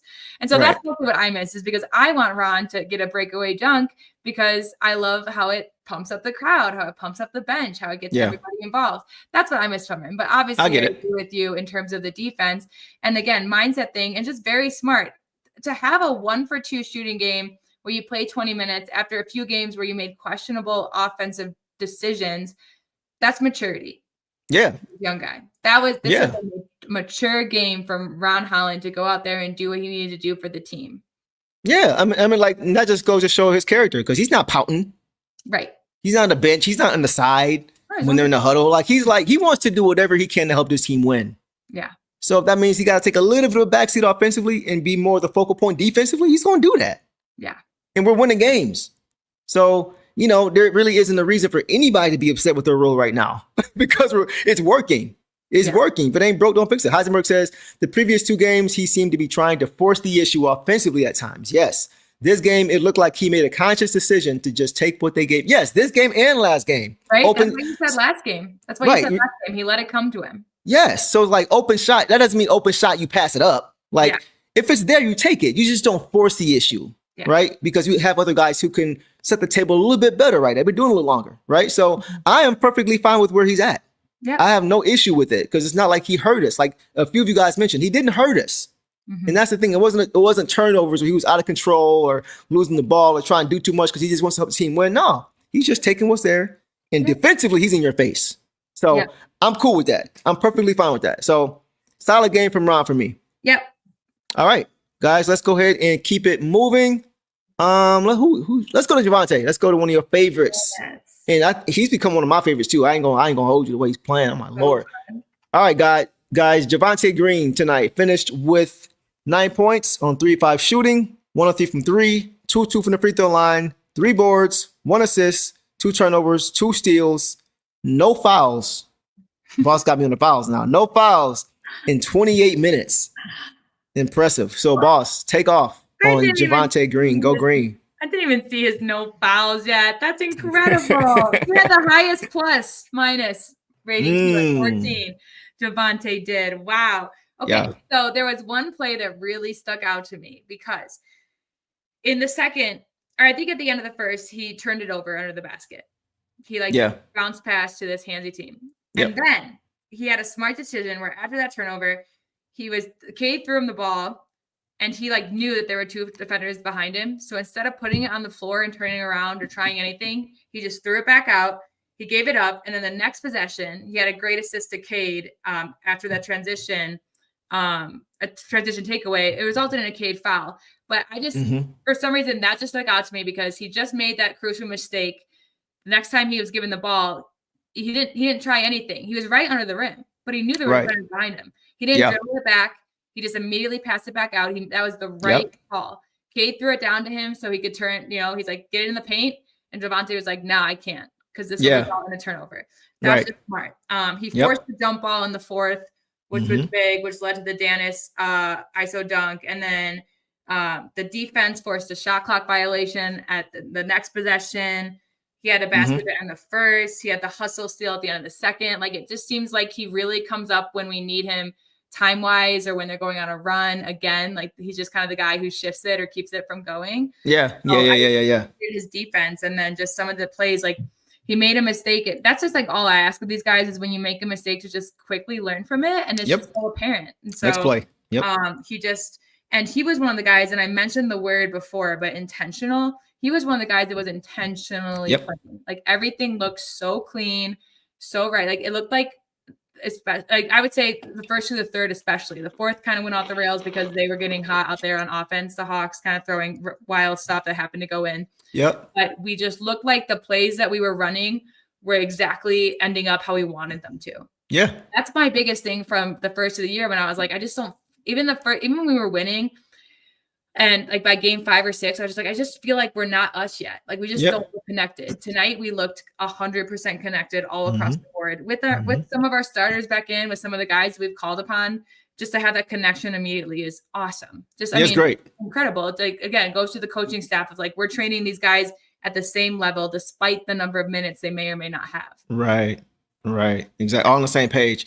Some of these comments are hilarious. Detroit Drew says, woo. Woo. Savage Woo is his name. Savage Woo. Ryan P says, can we get a Ric Flair? Woo. GVH says, Jeffrey Osborne, can you woo? You know what's funny? I actually know him. He's a family friend for years. Whenever he comes to the Fox, wherever he comes over into our section, and then we do the woo. And he gives me the mic and I do it. So I may show you guys that one day if you guys ever want to see that. It's time for him to make a sound bit for Woo Green. Yeah, I think it's time for that. I think it's time for that for sure. Go green. It's funny. Detroit Juice says go white. That's hilarious. He being petty. Be petty. That's hilarious. Guys. So yeah, like a lot of what you said is kind of what I was gonna hit on. You mentioned it though. Like, so look, for me with Javonte Green, he's one of those guys where maybe he doesn't start, but in the close game, in the fourth quarter of a playoff series, he's on the floor. Yeah. Because he can help you win games. Yeah. He's a winning player. He doesn't hurt you on the basketball court. He can just make things happen in big moments. He's a selfless dude. When it comes to like not caring about who gets the basketball, he doesn't care about giving up his body. He literally does whatever it takes to win the game. And I don't think the Pistons are going to let that dude get away anytime soon. I really do not, because he's just a solid player, man. He just does so many things right. Too. Pistons mentality. Yes, the Pistons mentality, and he's a dog, and he's a vet. He's smart. He's got great instincts, man. It's seldom you see him playing and he turns it over, like you said, or or there's a run out because of him, or he misses an assignment. You don't see him. You see him getting steals and getting like he's just doing positive things to help your team. Yeah. So I love Javonte Green, man. Like he's just one of the ultimate connectors on both sides of the ball. He can knock down the open shot if it's open. Like he can put the ball on the floor and get to the rim, put his head down. Like, he can do a lot of different things pretty well. So Organic says, I genuinely can't think of a better offseason signing in the entire league. You know what? You may be right about that, man. True. For the price tag and what he's delivering, absolutely. And he's doing it every game. Yes. Every game. He comes in and you're like, yes. And we talked about it last time, whether he's a starter or on the bench. It's the same level. You said that. Same level. So you said that. Which is just great to see. And he played the most bench minutes at almost 30 minutes. That those were starter level minutes. It's who we relied on the most when our starters weren't in. So just fantastic from him. Chris said, I'm telling you, his new name is Mr. What You Need, Coach. Yes. Yep. Yes. He's a Swiss Army knife, and he can pull out whatever he needs in that moment in time based on what you need, and he does it. That's a great way to put it, Chris, for sure. D. Davis says, Javonte's always comes up clutch. Go ahead. I was just going to say, in close games, like we have him out there for the defense, but we also have him out there for his perimeter shooting because he can't hit it. Exactly. And he's one of those guys that when he throws it up, he knows, and then we know if it's going in. Right. He has a feel to it. I feel like when he lets it go, like, oh, that's in, and he knows it too. Yeah. Kind of like Tobias. I feel like Tobias is a little bit the same way. Yeah. When they're, at least with their perimeter shots. So he can get hot, but again, he's not out there to shoot. What he has 3 of 5, 1 of 3 from 3. Like he can get hot, but there's no need because they called on him for defense. And that's what he decided to do. But if they said Javonte go shoot, he would. Yeah. Exactly. Mr. What You Need, Coach. Ain't that right, Chris? Ryan P says, woo, Kenny Woo from Mighty Ducks. Wow, that's a throwback, bro. Mighty Ducks 2. I remember that. He used to do the spin and he would go forever. I think he was Asian. He was funny character in that movie. But keep the woos coming, guys. Any more woo references you got, let us know. We'll try to get him in. For sure. He's an old young head, for sure. Or young old head, rather, for sure, 100%. All right, guys, let's move on now let's go to B-Ball Paul. Yeah. Let's go to Paul Reed. Tonight, guys, Paul Reed, in 9 minutes, didn't play a lot. 9 minutes, had 4 points, made both of his shots, had 2 boards and a steal. No fouls. I mean, you can't get more efficient than that in 9 minutes. No notes on him, only because, like, he just did what he was called upon. Again, with our 2 bigs, he's not really needed yet. It's going to change. I mean, again, like they didn't have, I feel like if they maybe had Porzingis, we would have had to rotate more. If Saturday, against Giannis, I mean, they'll still have Turner and they'll still have some big guys, but like Giannis would have been someone I think we would have gotten more Reed minutes on because of foul trouble or resting our bigs, to keep up with them. So he's going to have more minutes. Tonight, we just didn't really need it. Our centers were doing fine. But when he came in, like you said, efficient, 4 points. He got some nice points under the basket, was grabbing the rebounds, just hustling, steals. He's always there. And like, sometimes it's funny because I don't see him check in at times. And so suddenly there'll be an offensive rebound. I was like, oh, B-Ball Paul's in because he's there. He's the one to get it. So For sure. GVH, yeah, I know. Yeah, I would know Jeffrey Osborne. Yeah, Stevie Wonder. It's a long history, but we'll talk about that another time. But I appreciate you. But yeah, like he is another one of those guys who, when he's playing, he doesn't hurt you really. Like he's always positive on the court. He's always doing the right things. Heisenberg says, like usual, B-Ball Paul goes out and does what you need him to do, even in limited minutes. Another Mr. What You Need coach type of guy, but as a big, right? So we got a lot of guys who are willing to just do whatever it takes. And that's how you win basketball games, because it's not always going to be the same every night. It may look a little bit different. Maybe a high scoring game or a low scoring game, but those guys have the versatility to give you whatever you need. That's why the depth is so important. It's great, man. It's great. All right, guys. I was just going to say, if Stu and or Duren did get into foul trouble at any point, like he would have gotten more minutes, he would have been fine. I think he would have adjusted just as much as an efficient night. Right. So it's not any knock to him for not playing as much. It's just more so that we didn't, against the team that we were facing. Yeah. Jalen and Stu had it locked down, and we didn't need him. It's almost a compliment. Absolutely. That's why you have a deep team. Right. That's the whole point all over again. You made the whole point all over again. Exactly. And one more thing on him. Did you guys see that lefty scoop off balance? The floater? Yes. Over like two hands? Like, what in the world? Like, it didn't even touch the rim. It just fell in. The net barely moved. Once again, like, he looks ambidextrous. Yeah. The way he finishes with either hand. I don't know if he is, but when you watch him play, you can't tell that he's right-handed. Yeah. Like, he's just really gifted, man. When he shoots, he just throws you off with his. Yeah, I know. Everything about it is just. Which like. Did that come out of? Right. That's funny. But yeah, good game from Paul Reed, man. Limited minutes. Yeah. All right, guys. Let's go to our last guy for tonight, I believe. Yeah. Yes, Chaz Lanier. Chaz Lanier, guys. So in 11 minutes, guys, he had 9 points on 3 of 7 shooting, all 3-pointers, 2 boards, and no fouls in 11 minutes. So what was your take on Swaggy Chaz tonight? Well, I think someone mentioned it. He got the belt. Really? I didn't know he got the belt. That's what someone said in the comments a while ago. Correct me if I'm wrong. I'm just going off what they said, but I think he got the belt. Because in the second, he was 3 for 3. He started 3 for 3 from 3. Yes. And then he ended the second 3 from 4. Went a little cold at the end, but again, we weren't really calling upon him. And awesome, he did. Yeah, I mean, just exciting. Again, I just love how it just kind of reminds me of when they gave the belt to Reed before he had his almost career night. He beat that career high again. Yeah, that career night. And then now it's like for Chaz, like we see what you're doing out there. And he was in for defense as well. And I saw some chats be like, I was thinking the same thing, so I'm not going to criticize JB for it. But after that, with the second, we didn't see him for a while, and it was almost like, why? Because exactly, like why not? But he is still a rookie. Coach had a plan, whatever it was. It's kind of that problem that we have right now of like everyone's doing well, who gets the minutes. Yep. So I don't think it was intentional. He was just like, well, I'm just going to sit Chaz because he's not doing something right. I think it was more the pace of the game. I think the third went pretty fast too. The third quarter went pretty fast. The fourth was going slower because of them catching up and fouls and timeouts and all that. But the third quarter flew by. So if anything, I just think that, he's looking more comfortable out there. It's just crazy. Those first 3 threes too, like they were the fast releases. Man. Just like, I mean, and I know Malik was catch and shoot, but like he's like catch up high and shoot up high. Like he's got great form, man. It's insane. And to see those ones go in because you're almost like, hey, just take one more second to set it up and set your feet and square up. But he does it today. He didn't need that. He was hitting them. So it's like, okay, this is his shot, and this is what he's used to. Is just now getting comfortable. And we're seeing him more and more.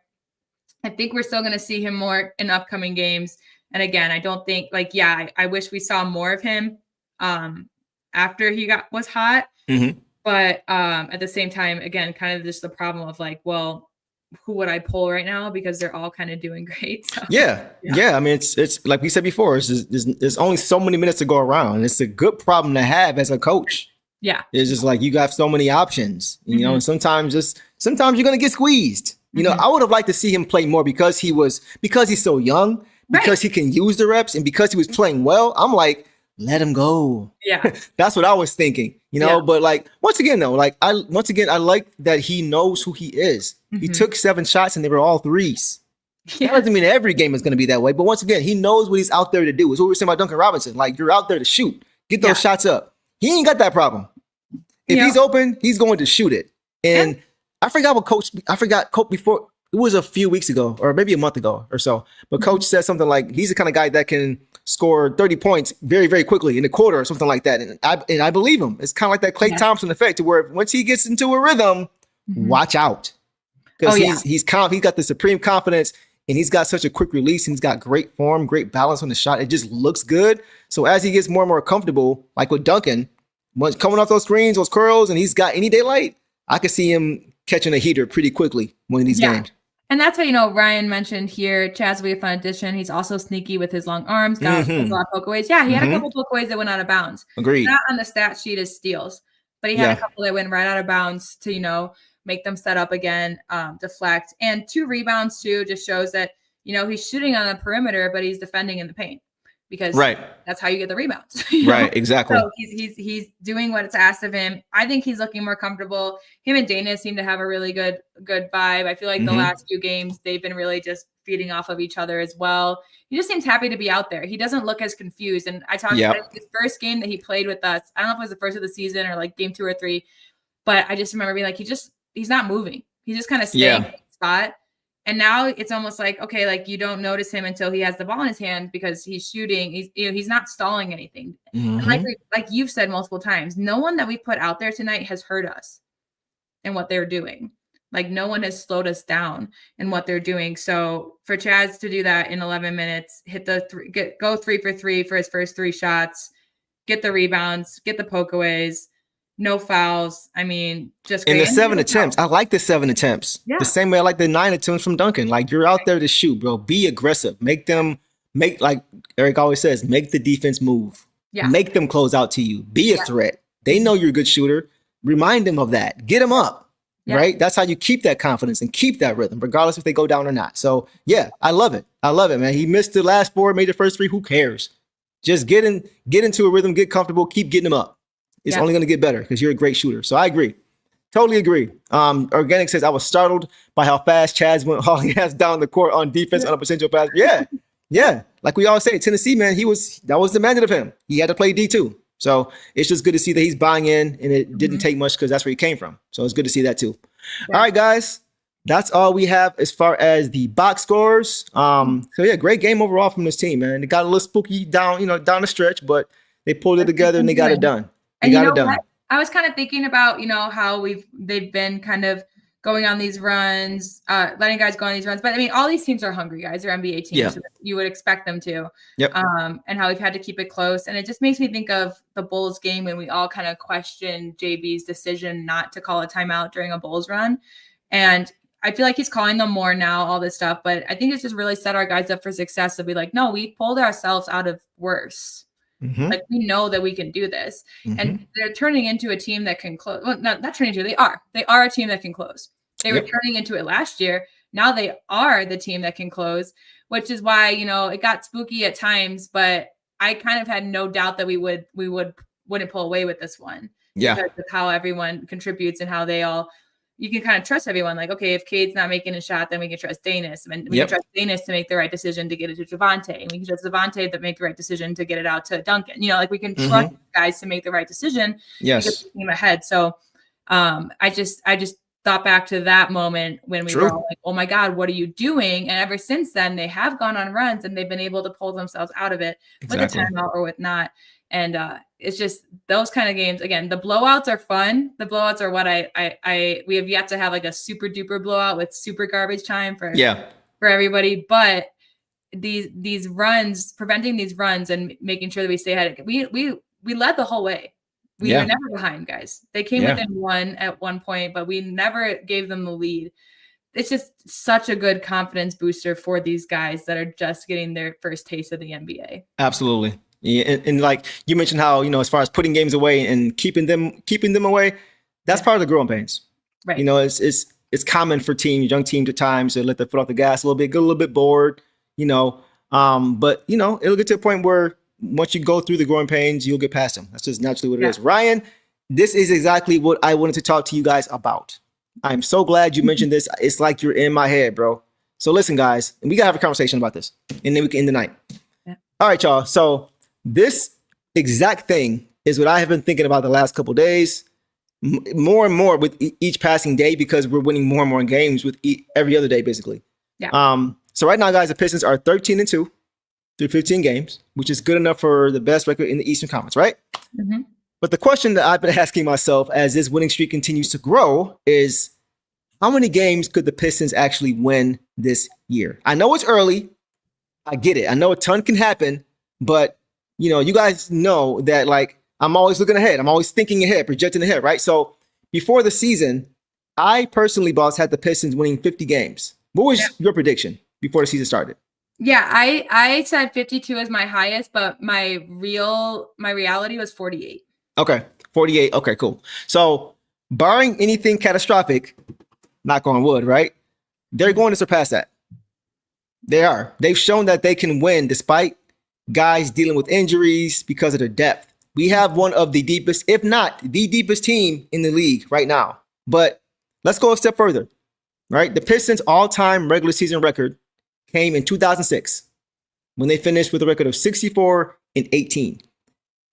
At this current pace, they will finish the season with 65 plus wins. Now, obviously, I'm not expecting this current pace to continue, and I don't think anybody should. And just to put things in perspective, that season, the Pistons had 2 win streaks of more than 10 games. So it's not a cakewalk to get there, right? However, though, this year, they have had half of their active roster out for much of this current 11-game winning streak, and they haven't skipped a beat. Tobias Harris is still out. Harrison Burke was out tonight. Sasser's still out. Of course, J.I. is still out. He's on the way, but he's still out. But they keep winning. So, guys, chat, boss, everybody, do you think it's possible that the Pistons could potentially finish with the best regular season record in Pistons history this year?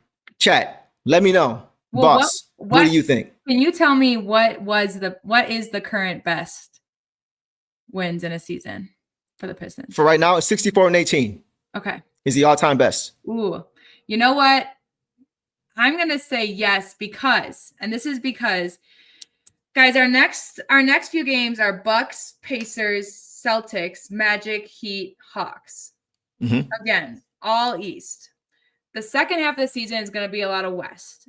And we do have a better record than a lot of West teams right now, but the West teams are tough. We got the Timberwolves, tough. The Nuggets, tough. The Lakers, tough. We got some tough teams. OKC, obviously, tough. Yeah. So what right now, the reason I can see that for us right now is because we're winning these East games against teams that are a little bit easier for us to match up to right now. And getting ourselves in a good position to continue to grow and getting everyone healthy enough to take on the second half of the season, which will be a more difficult schedule than the first half. 65 is a big ask. That's a huge, it's almost just like, I can't contemplate it because based on where we've been these past few years, it's almost like going from 14 to what, 43, 44, and then adding another 21 on top of that. But the way we're looking, we can do it based off of the pace that we're at right now and how we're looking. Yes. It's super duper early. So I hate doing this kind of thing, but it's exciting at the same time because it's like we haven't been this good. Because I think that season we started off like 10-5 in our first 15 games. 10-5. So we're already ahead of schedule. Go ahead. The information given in front of you. Yes. Okay. So, but it's like, of course, you got to acknowledge again a tougher schedule after Christmas. Guys coming off of injury. We discussed it. I'm really happy that Ivey is having some time with the crews before he comes to us, so he gets his foot in the door a little bit back on the court, stuff like that. There's just going to be some manipulation in what we've seen lately, and not that it's been like easy for us, but these last few games have been to lower level East teams, guys struggling with injuries just like we are. Not an excuse, but there are going to be times where we're a fully healthy team facing a fully healthy team that's also good. But the way that we're coaching right now, the way that things are going, the confidence that we've been able to build in our depth, I could definitely see it. But I I'm not going to fault them for coming up shorter than that. If they hit 50 wins, I'm thrilled. Absolutely. Yeah. So I personally think it's possible for two reasons. The first reason being is that, like I mentioned, we're missing so many guys and we are in the midst of an 11-game winning streak. We're having this conversation despite missing half our roster some nights. Yeah. That's scary. Yeah. So it's like, if anything you would think could derail that, it would be not having guys available. Guess what? We have not had guys available this whole time. Yeah. And we are still atop the East with a nice cushion, on pace to break that record as of right now, small sample size. But the other reason, I look at how we started last year under coach, and I look at how we finished last year. We didn't regress last year. We got better and better and better last year, individually and collectively. So what makes anybody think that it's not possible now to do the same thing again this year? Right. That's where I'm at. So true. So I think it's on the table. I really do. It's early, but I think it's on the table, man.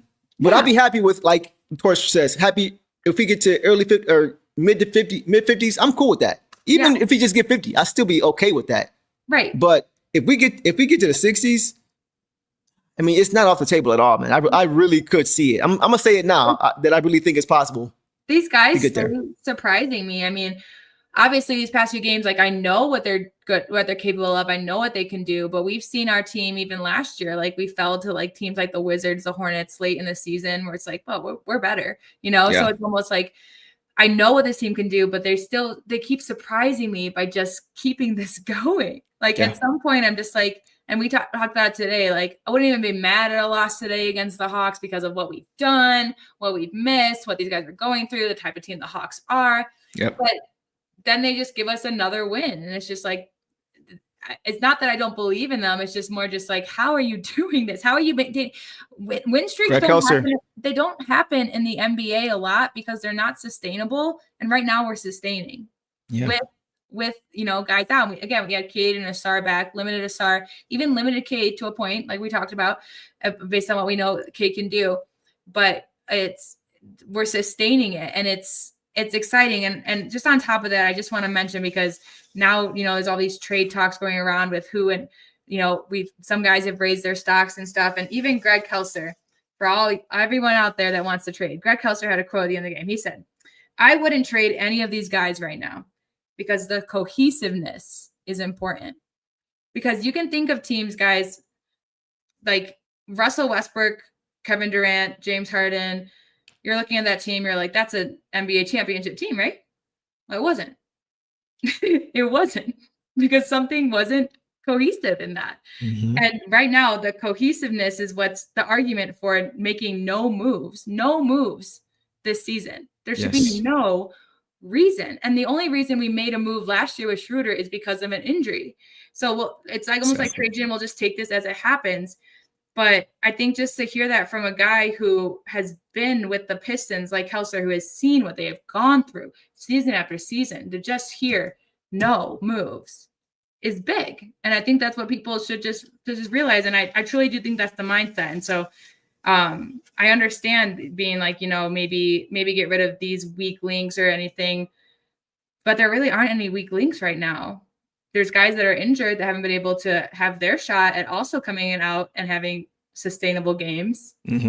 But other than that, I just appreciated Kelser talking about that, because I think for him to bring it up means that he's heard the noise as well. I think you are preaching the gospel right now. That's why I'm just sitting here listening. Everything you said, I agree with 100%. Anybody who has played the game at that level and who has watched this, who first of all played for this team, and then has watched this team from the sideline for as long as he has, and has the basketball knowledge that he has, seeing team after team, year after year, and saying, I've never seen anything like this before, that says a lot. So if he's saying there's no moves that need to be made, he saw the championships that have been won here. He saw what it looked like. And he saw the worst seasons here too. So he has the barometer on both sides to be able to know what looks good and what doesn't. And so if he's saying that, why are we saying anything else? Especially when we are on a win streak without a lot of our guys. It's just, so I everything you said, I think you you hit that dead on the head. I got to give you credit for that one. That was because I'm even just saying in the chat, you guys. It's easy. It's easy to talk about Sass. It's easy to talk about Ivey. It's easy to talk about what can we do to keep Daniss. Guys, we're not in Trajan's head. Trajan's not right. Trajan's not stupid. Yeah. I think we would all be pretty upset if Jenkins got away. He's not going to let that happen. Right. And here's the thing: is right now none of them are. They're all very, like I said, cohesive was the word that Kelser used. So just don't entertain the thoughts of trades because I guarantee you Trajan's not. Right. So don't set yourself up to be disappointed because that's not going to happen right now. Let's get to some comments, guys, and we'll call it a night after Boss's gospel that she just kind of provided for everybody. What's up? I do have to mention too, according to some gambling site, I don't know, one of the millions, they said that Coach Bickerstaff is the favorite right now for Coach of the Year. Hello. Yeah. You better be. Yeah. I mean, after last year not getting it, he better be this year for sure. So that's a great tidbit as well. I had to say that out as well because I know you guys have been saying in the comments, like people have been talking about it, the recognition. Yep. Apparently there is recognition because he's the favorite.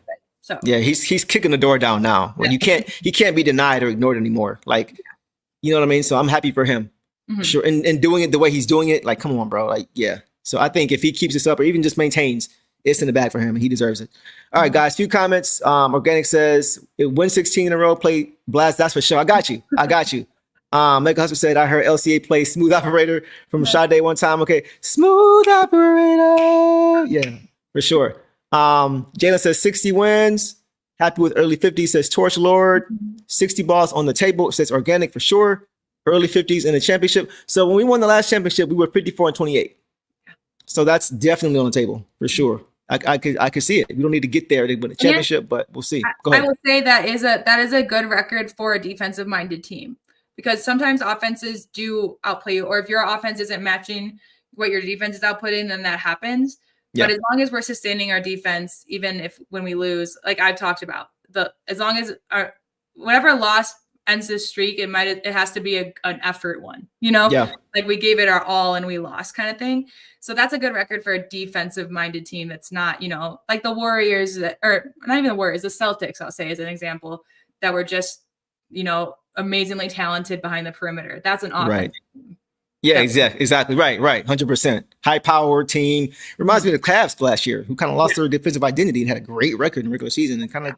I couldn't even listen. And the Celtics are a powerhouse, but I could not listen. I remember driving home during a finals game from Chicago, and I was like, I'll throw on a game that was on the radio. It's boring to listen to basketball. And it's just like 3, 3, 3, 3. Yeah. Okay. And again, not talent. That's talent. But I like what we're doing more. Yeah, I do as well. I'm not a Boston fan, never will be. Anyway, Tony says, chances of a title this year. I'll say this. I won't say title, but I'll say getting there, I think 50-50. We're clearing the first round playoffs is how I feel. Oh, for sure. Like that's no question.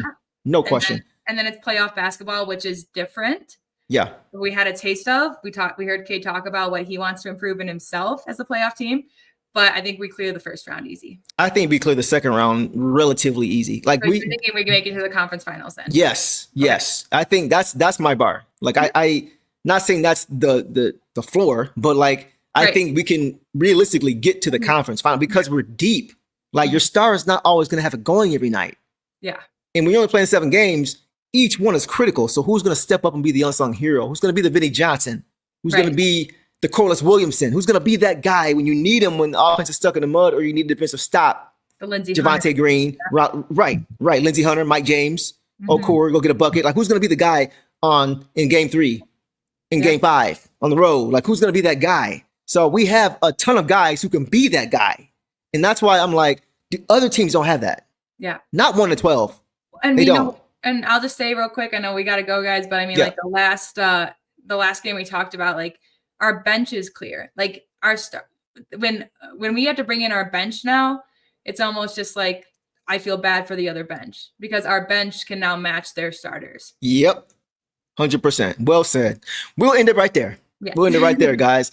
Been a great show, guys. We really appreciate you guys sticking around. We're a little bit over 2 hours tonight, but we try to keep it a little bit under, but we had a good conversation with this topic here. So we and Coach Hart and Coach Hart, of course, dropping gems per usual. Had AB Ashton show up and show us some love like he always does. So we appreciate you guys, man. This has been really, really great. We know the Pistons will have a stranglehold on the number one spot for at least 3 or 4 more days until we play again, at least, right? Yeah. But yeah, looking forward to getting back with you guys on Saturday for, I think, who's it? Is that the Bucks you said, right? The Bucks on Saturday. So yeah, we'll be here Saturday night, guys, after that game. We appreciate you guys for always showing up and showing out. The chat was lit. And we will talk to you guys Saturday night. Hope you guys are all safe between now and then. And y'all know the drill, man. Detroit versus everybody. See y'all Saturday. 11 straight. All the dirty work, all dog. I'ma dive on the floor, go try to block every shot, and I'ma be physical with you the whole game. You know Stu gonna be physical with you. When you think of the Pistons, you think of just hard work and just gritty basketball. That's just the identity you gotta have when you putting on that jersey. I'm not your average breed of canine. Not a good dog, I'm bad boy for life. I set the tone, don't care about no tick. Let it be known, I get my respect. Come in the lane and see I don't bluff. If you retaliate, that's on ya. Talking pundits, I hear you're ashamed. Talking that chop, you must want this way. If the dog palm, mess around, find out, If the dog palm, mess around, find out,